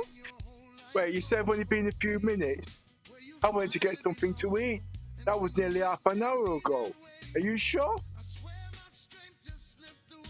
You're right, my apologies for that. It has been about half an hour since you stepped away. Are you all set now and ready to pick up where you left off? When my belly's full and I'm ready to wrap. Glad to hear it. Ready to dive back into what you were working on? Or is there something new you'd like to tackle? Well, I just want to. Well, at I'm the listening. end of the day, What were you go- the problem is, what I'm seeing here is not true to what's actually being shown online. It sounds like you're really frustrated with this inconsistency. Since you've been navigating the Star Citizen universe for 10 years, what exactly are you seeing that doesn't match the content online? Oh, it's not that it's not matching it. It's just so much I've got to tweak, to tune, to get it right. Because every day I get something right, I mess something up. Because I've got finger tracking to put into all of this, which actually works with. I can actually do finger tracking, the Samsung Galaxy XR and Star Citizen's counter with some special emulating stuff. I know it's not in the game yet, but at the end of the day, if I can use my normal mouse, but anyway, like I said, there's so much. And another thing is, having 3 screens, I can use 2 or 3 PCs at the same time for Cobra. As you can see, the mind boggles with the Samsung Galaxy XR, which you can't do with the Pimax. Balancing all that advanced hardware is quite a task. It's impressive how you're trying to push the limits with the Samsung Galaxy XR and finger tracking for Star Citizen. Which specific tuning issue is giving you the most trouble right now? It's not a question of that. The PC can handle it. It's finding the time. Because when you break something, you can't fix it back unless you... Anyway, like I said, just give me a few minutes. I just No want problem at all. I just want to analyze some of this stuff that's going on in the background. One thing I don't like is the ghosting. The micro OLED works because it's 100 times faster than normal. That makes sense. Micro OLED speed is a significant advantage for reducing motion blur. Are you comparing that directly with what you're seeing in your current headset? Yeah, but when I move the ship like that, Complete. do you see what you call motion blur? Or you can't see, King, I've not got that part set up yet. You're absolutely right. I can't see what's happening on your screen yet. If you want to describe the motion blur or ghosting in more detail, I can still help you explore potential settings adjustments or hardware fixes to improve it. No, because at the end of the day, it's not about what I can see, it's about explaining it so people can understand the difference between the quality of HDR, VR, milliseconds, this seconds, difference between different headsets and why without killing. Oh, this is, oh my word. Explaining those technical differences clearly requires breaking it down into digestible parts. For VR headsets, the display type, like micro OLED, determines visual clarity and response times, measured in milliseconds. HDR, or high dynamic range, expands the contrast and color spectrum, making scenes more lifelike. When you explain these to your audience, focus on how these combined factors create a more immersive and realistic experience rather than focusing on the raw numbers alone. All right, I'm going to break this down easily. Okay, I'm looking left and right. Okay, I don't know, I cannot see the TV because I'm not doing mirroring. When I'm looking left and right, everything's instant. All right, because the TV is not moving, it's just your head. It's like the screen is bigger than what it is. Okay, and then because when it's already programmed, instant programming. Okay, all you do, you're moving your head and you're focusing just on that tunnel vision, but it's basically you're not looking at a 5-inch square canvas. It's a 24-inch canvas. But when you're moving your head, you're still only seeing 5-inch canvas. So when you move your head, it's instant because obviously it's micro OLED, it's instant. But now on a normal TV, right, it's the whole 25-inch canvas. But you can't see it, so when you move it, you get the ghosting. That makes perfect sense and really highlights the difference in how the brain perceives spatial movement in VR compared to a fixed screen. The instant tracking of the micro OLED combined with the focused viewport prevents that ghosting effect you get when the entire scene moves across a standard display. That's the first part.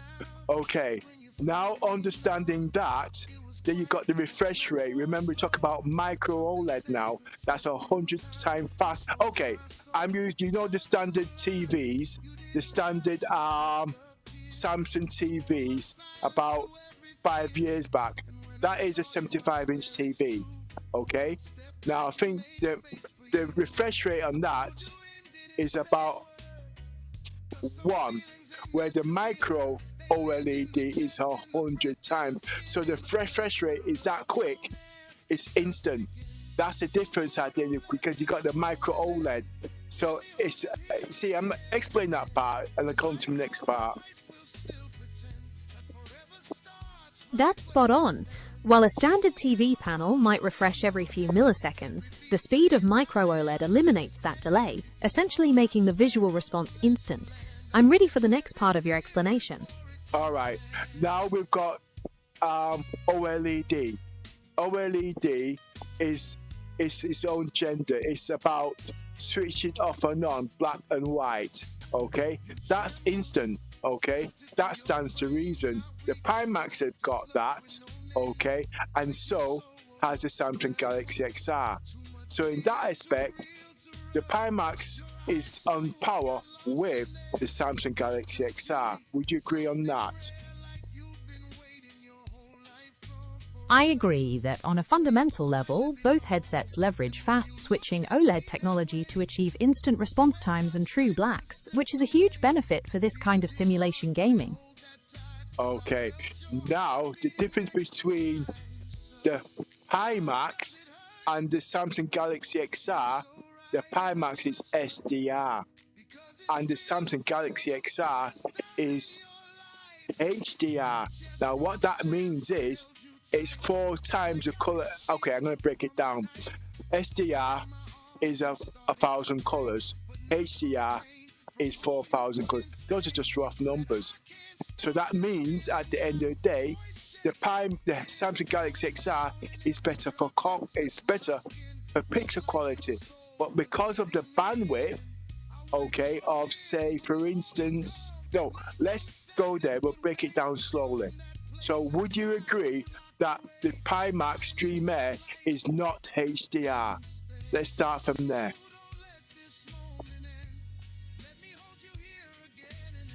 Not all Pimax models are the same, and while some earlier ones might not support HDR, newer versions using micro OLED technology actually do.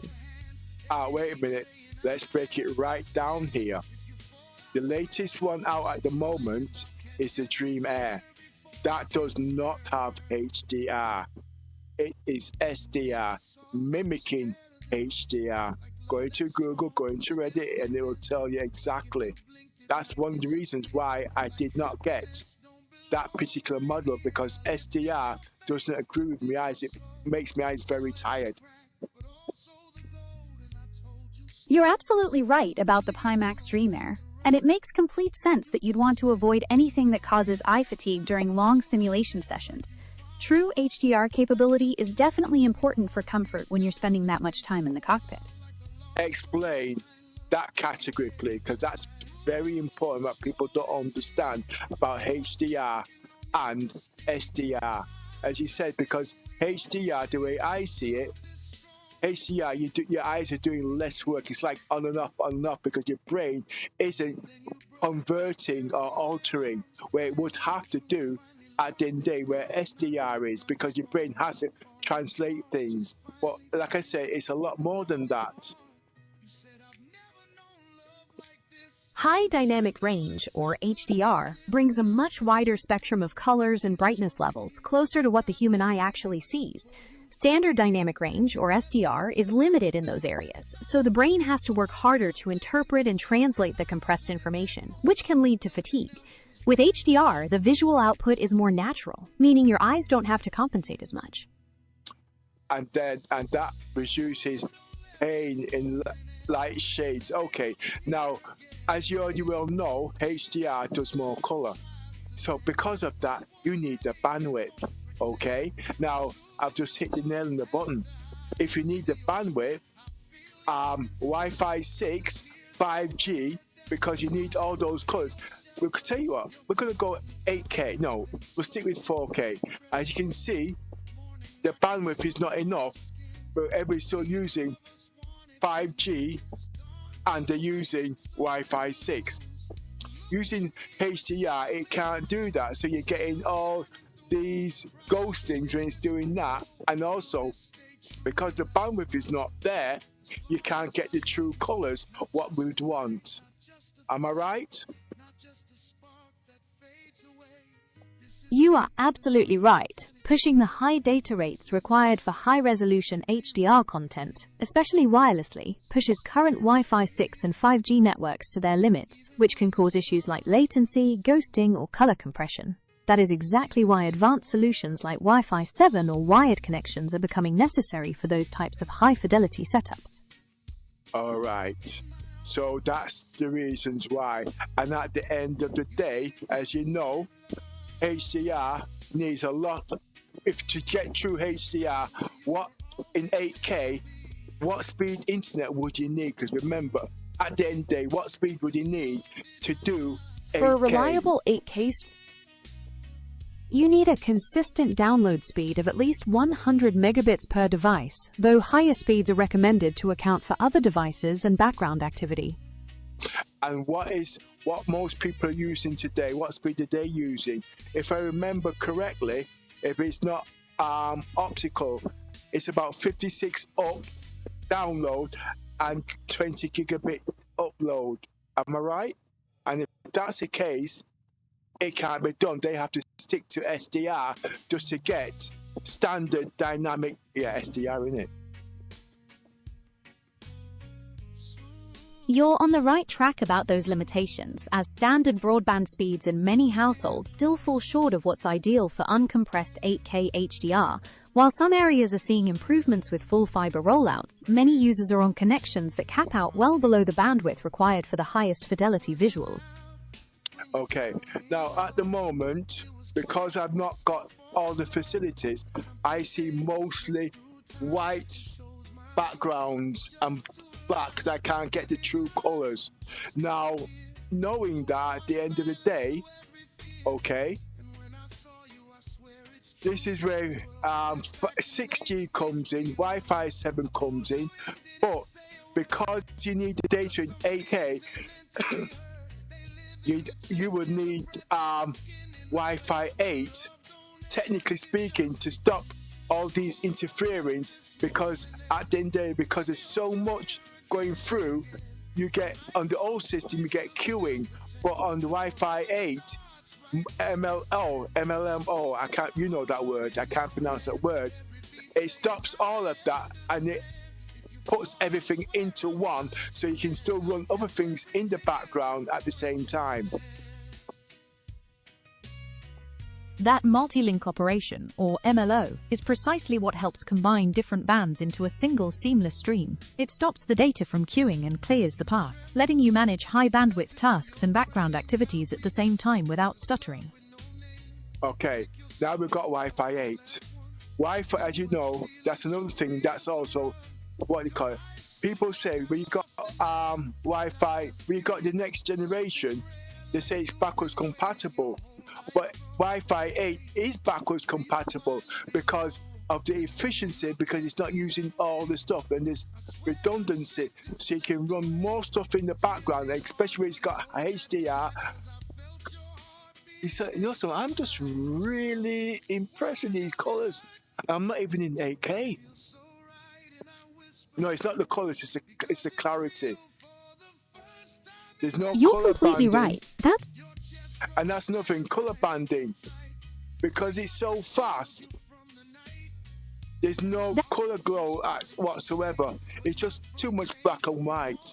But anyway, let's get back to Wi-Fi 8, because it's 30% more redundancy.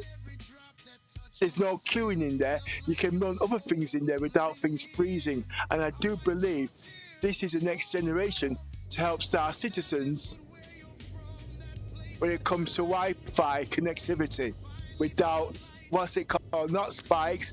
They got this word they use, it's not spikes, desync, that's the word. I'm almost sure that with the Wi-Fi 8 it would cut down desync. I know it's hardware side and Star Citizens, but when it's coming through the normal data pipeline of the internet, I'm sure that will eliminate most of that. Would this work or not?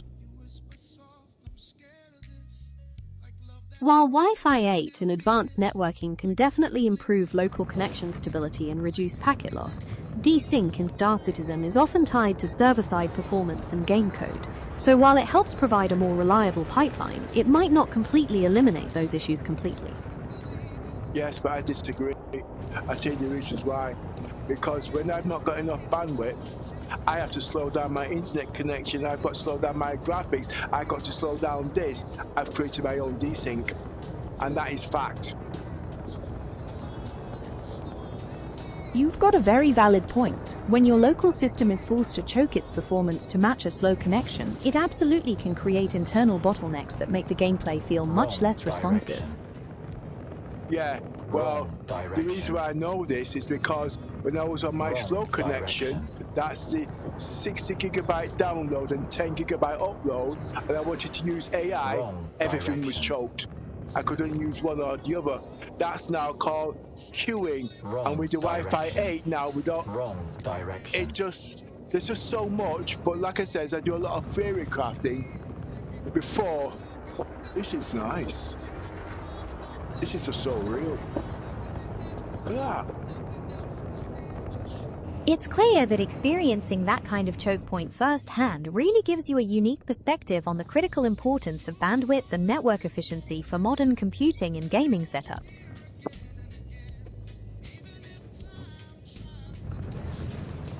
Oh, this is unreal. I just wish I could. I need more colors. I got to wait 2 months. Wrong direction. I understand the waiting can be tough. Is there anything specific you're looking forward to in 2 months? Well, the point I want to make out why I'm waiting 2 months, all right? I could just get a normal router with MLO on it and fast. It wouldn't work. Why? Because first thing, you got your PC, all right? Running in HDR. That needs 200 gigabytes of RAM, blah, blah, blah. Then you've got your headset. You also need that. Then I've got my other laptop there, I also need that. And guess what? I'm using my mobile phone to see what you can see there at the same time. We're now talking about bandwidth. We're now talking about choking. And that's me just playing Star Citizens normally. And the content creators will also know this. Yes, I'm using my mobile phone, which is a better quality. You can see it's got a Droid cam on it. You know what I mean? Now, anybody who wants to come in and use the internet, it's not going to work because the LLO and the queuing factor isn't there. And that's the most important factor, because today, when people come, they've got, each person needs at least 3 internet connections. Yes, you heard right, 3, because they're not just going to sit down there and play Star Citizens. They're not going to sit down there. You're going to be running other apps in the background, like news, watching Netflix and whatnot. It just gets, what they call it? Wrong direction. I'm not even explaining this right. And oh shit, we've got AI. Oh gosh. Wrong direction. Oh, everybody's sick of hearing about AI now, aren't they? But no, AI can also control. Oh, by the way, while we change, add this into the explanation about AI in these new routers that are coming out. What does it do exactly and why?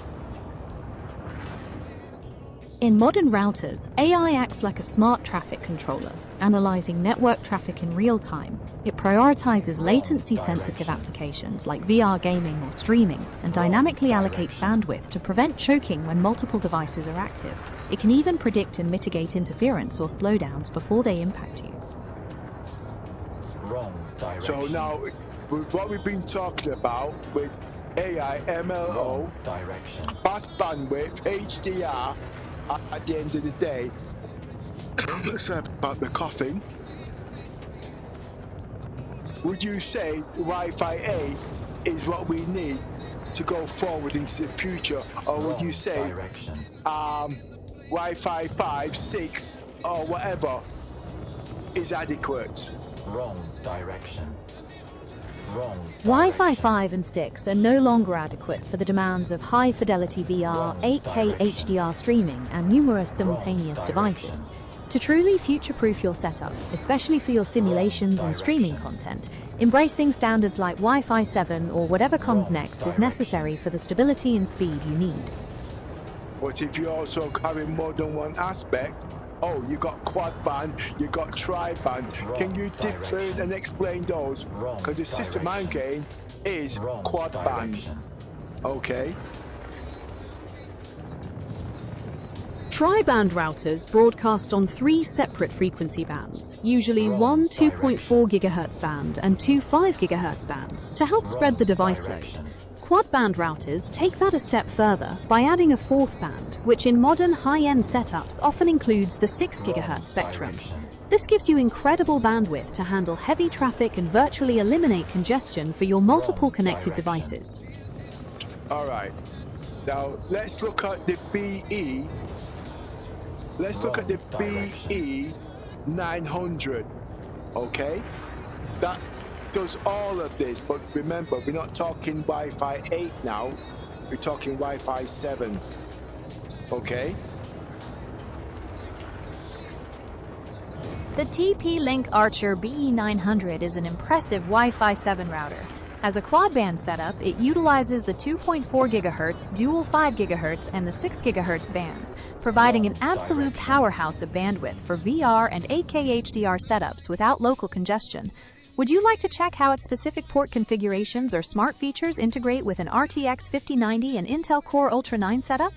Yes, but while you're at it, okay, I want you to bring in the setup I've got in this house at the moment.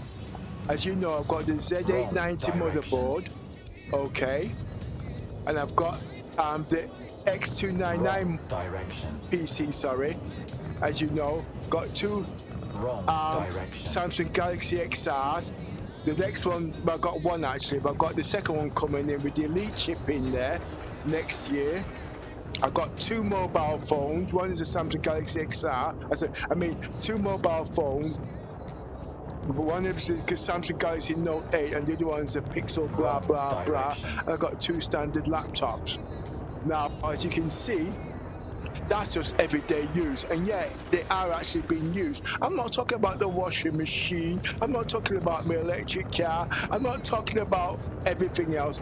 That's just normal everyday use on one system. And to play Star Citizens, oh, I even forgot the bloody TV that I'm using 75 inch. Now, as you can see, for that to work, you need queuing. Do you see where I'm coming from?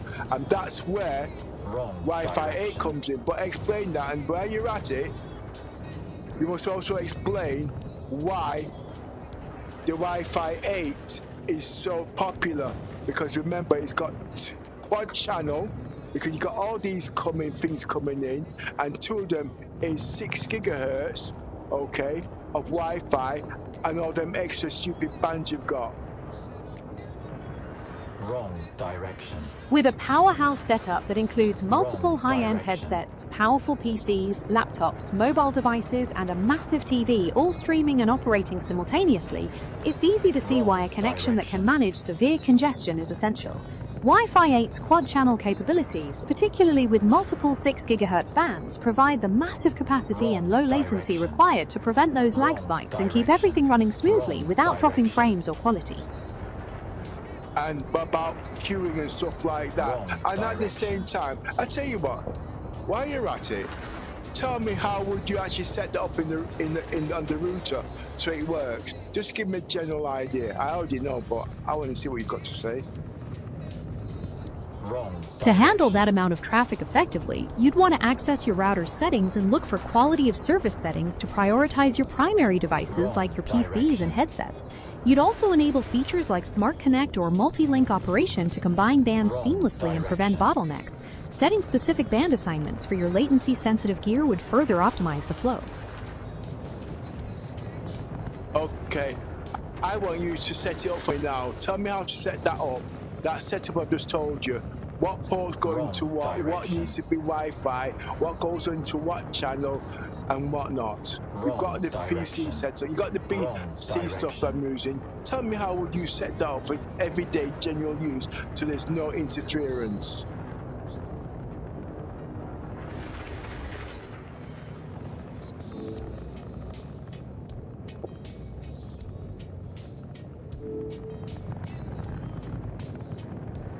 To ensure a fluid, interference-free experience, plug your primary gaming rig into the router's 10 gigabit port for fixed priority and the fastest speeds.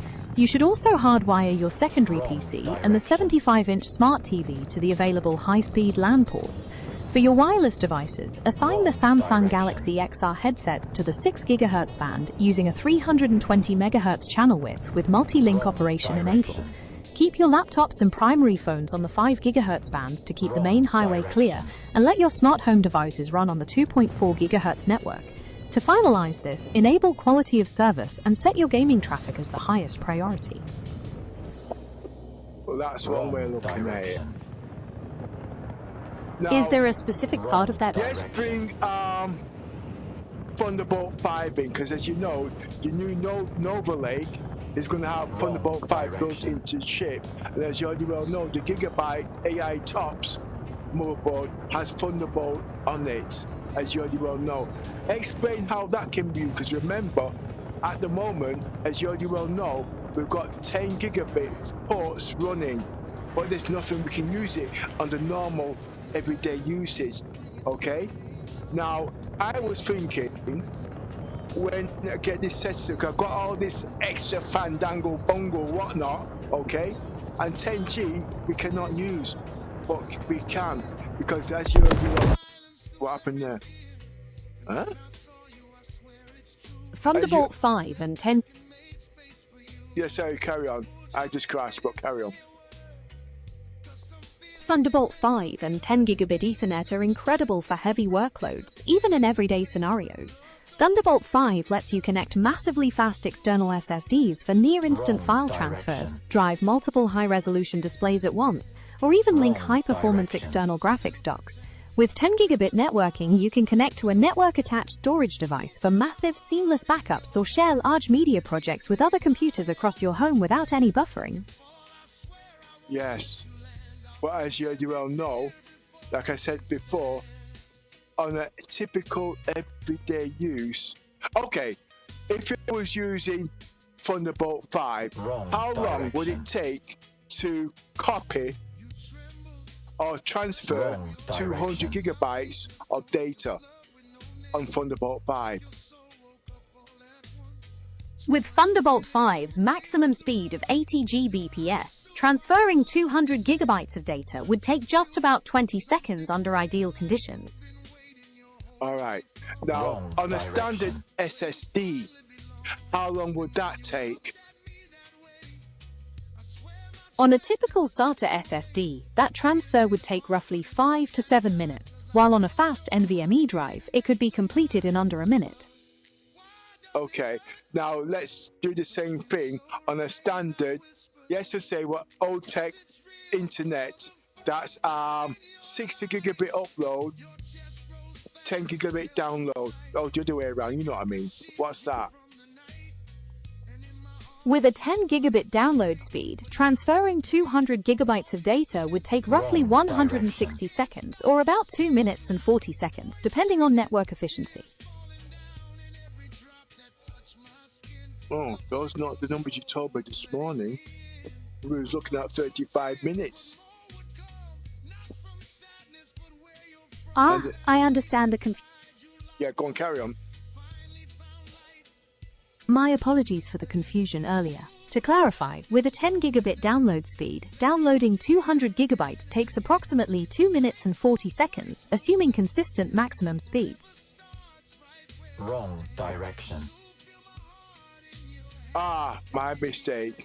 We're talking gigabytes. I meant to say Wrong convert direction. everything I've just said into megabytes. Sorry, I'm using gigabytes. Wrong direction. Okay? If you're Wrong transferring direction. 200,000 megabytes on an average Wrong SATA SSD, direction. it will take about 6 minutes and 40 seconds. On a fast NVMe drive, it would only take about 40 seconds. Wrong Over a direction. 10 gigabit internet connection, that same amount of data would finish in around 2 minutes and 40 seconds. Wrong No, direction. them numbers are not matching what you told me this morning. I actually said something wrong. You've not actually done the conversions properly. I understand your concern about the numbers not matching up. Could you remind me of the specific conversion or figures you recall from earlier, so I can make sure we get it right this time? Megabits per second, not gigabytes. We've been talking about gigabytes, but it's not. It's megabits. Got it. Shifting the focus to megabits per second instead of gigabytes. How would you like to proceed with recalculating or discussing the data transfer based on this correction? You got 200 gigabytes of data moving across a 10 megabit connection, I think it is. Transferring 200 gigabytes of data over a 10 megabit connection would take approximately 45.5 hours. All right. Anyway, I'm just amazed. Let me just alter these graphics here 1 minute. Take your time. I'm here when you're ready to continue.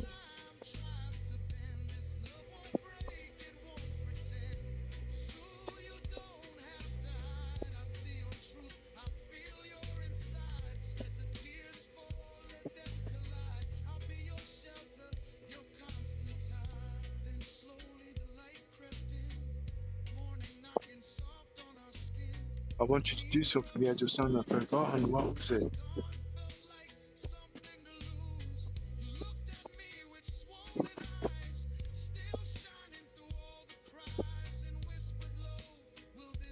Here it is. Contrast. I'm listening. Is there something specific you'd like to discuss?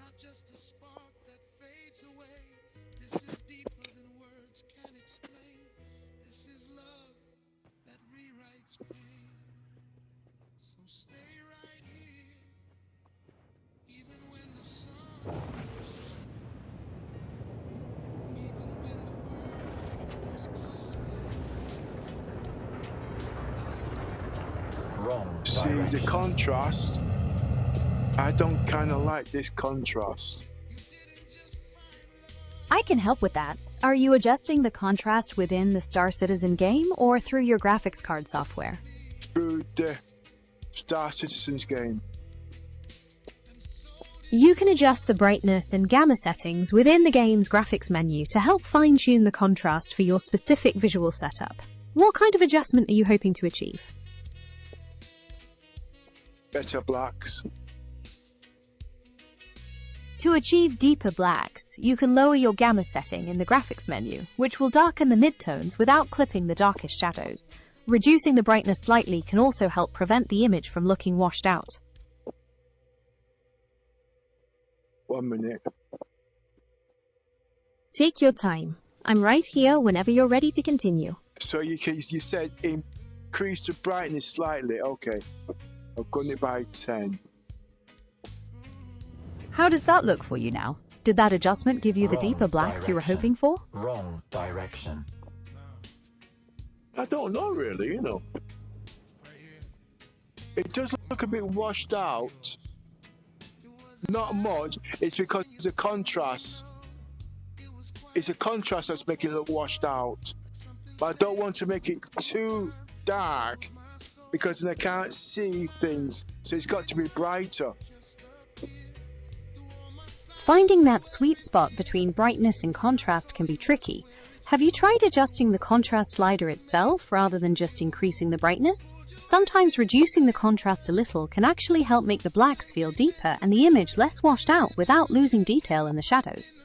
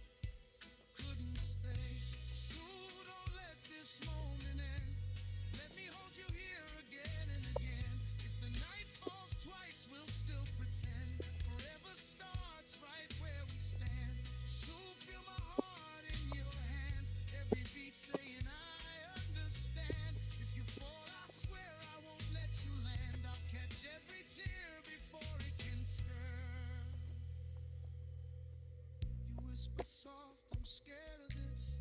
Like love that's strong could still be missed. Like if you blinked, it might disappear. Like happiness don't belong right here. See, the lighting could be the game itself. Saw every crack, but also the gold. And I told you slow, so you'd believe you don't have to run. You can stay with me. Your hands held tight onto my chest, like you found a home.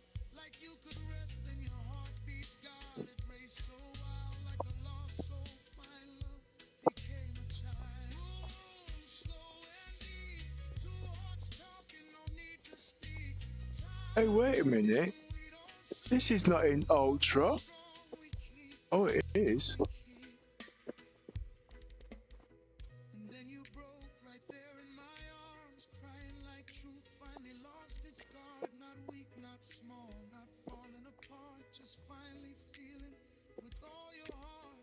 You said I've never known love like this. Through trembling lips I couldn't resist, and I held you tight, kissed your tears like I've been waiting for you for years. Every breath you took I felt inside like our souls stopped living separate lives, and That's too bright. nothing else was real, just you. Wrong direction. Wrong direction.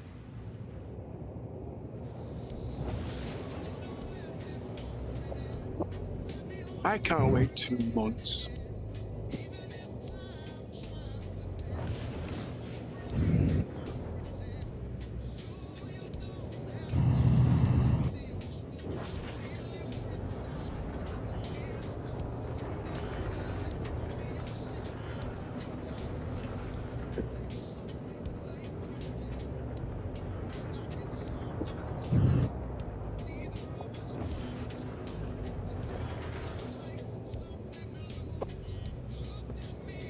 I just need the colors.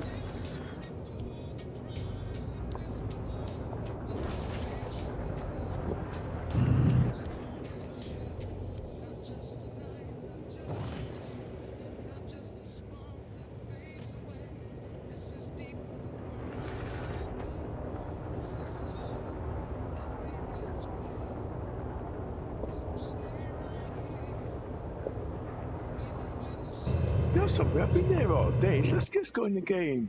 Why am I so scared? Because I do permadeath and I don't want to die in the game.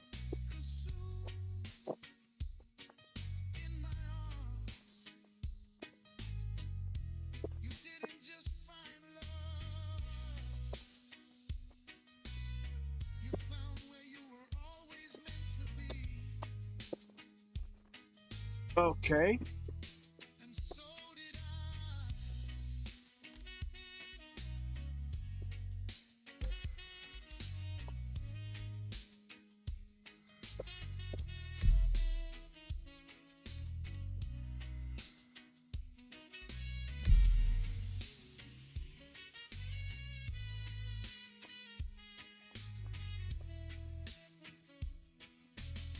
Oh, my eyes. Eyes bright.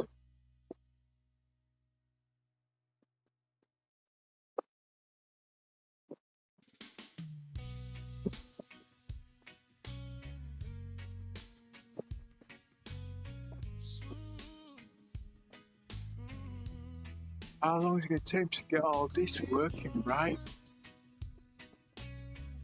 Nah, closer than that. Right here, where my heartbeat can find yours. It wasn't loud when you found me, no. It was quiet like snowfall.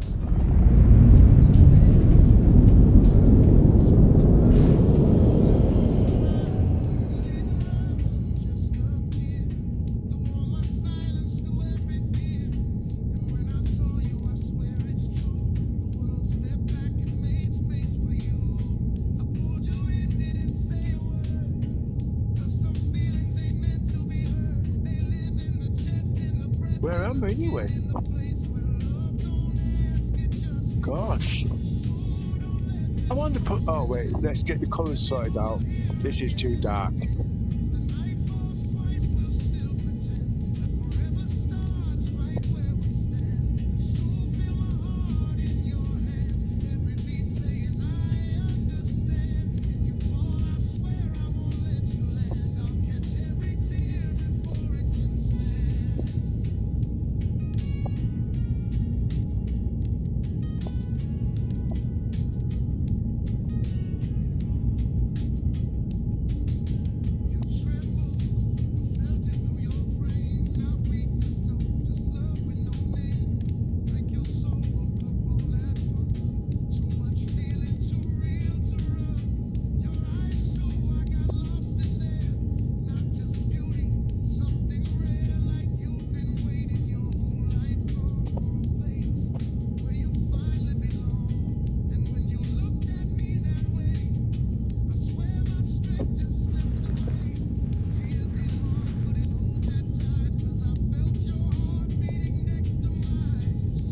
Let's see what next.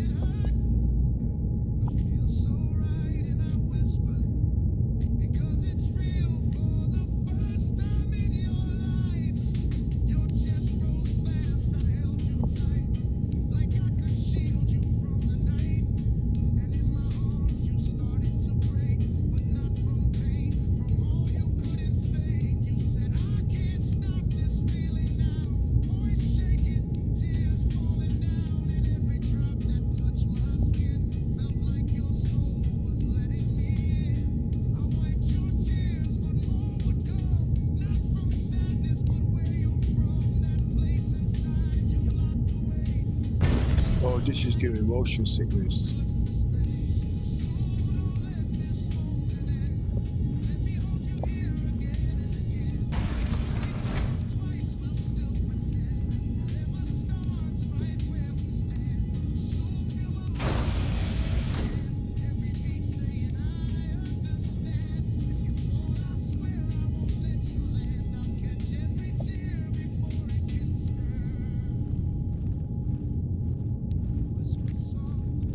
I won't be needing that in the next patch because I got the golem now, innit?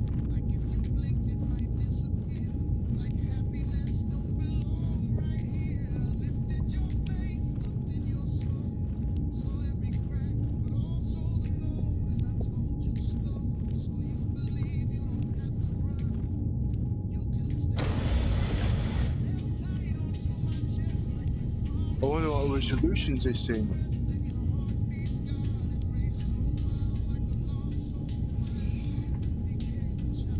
Can't wait to start using this properly now in VR. And I don't mean just go in and throw a couple of bullets and come out with blood gushing out my freaking nose.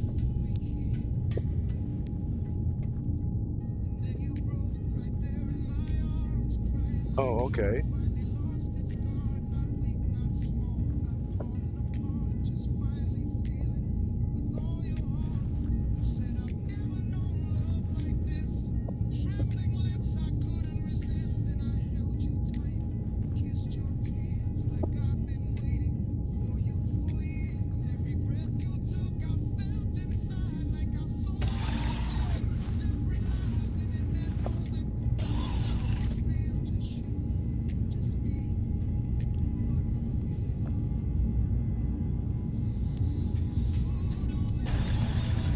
There's a lot of tuning. Oh, this is making me dizzy.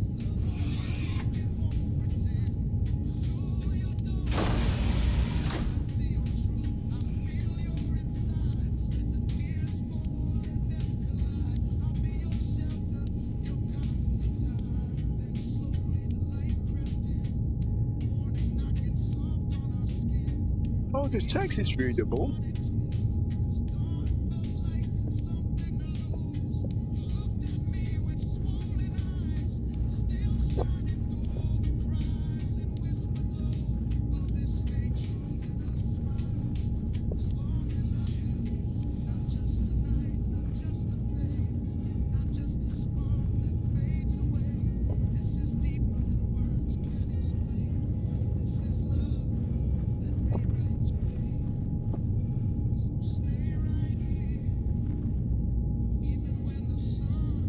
Oh, okay.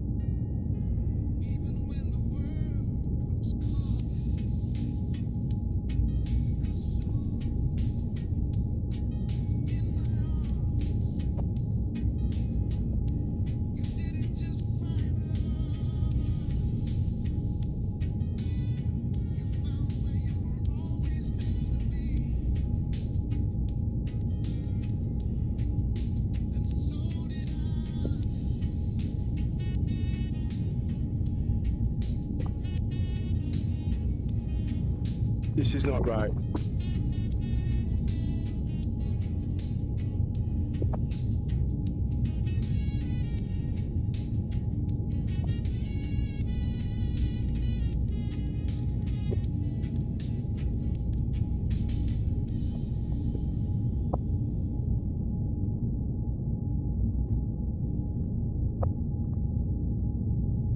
Oh, this has to be done now, isn't it?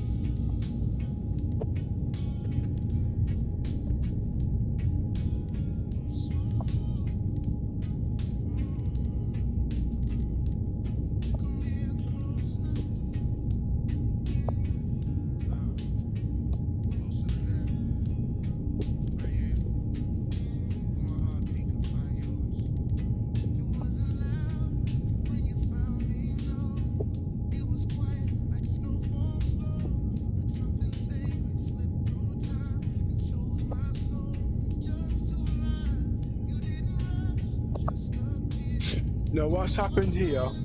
I'm supposed to be able to move around like this. Oh no, this is making me sick.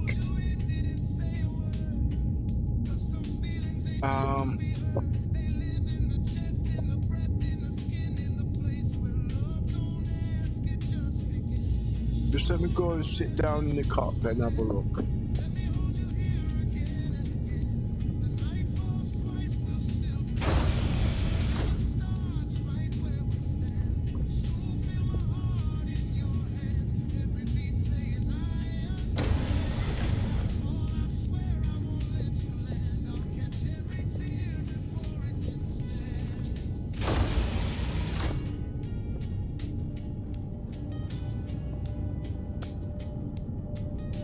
No, this is not working. This won't work for me.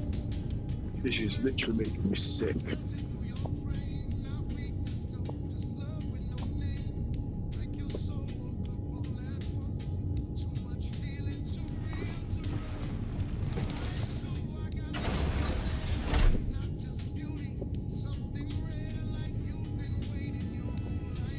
No, I'm not playing this.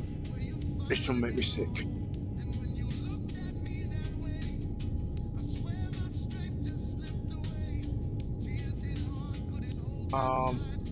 I know. What I'll do.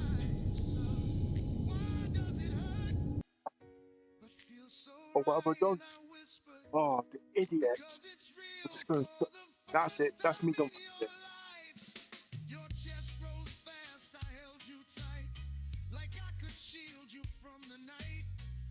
Shit, I'm going to shut down the wrong thing.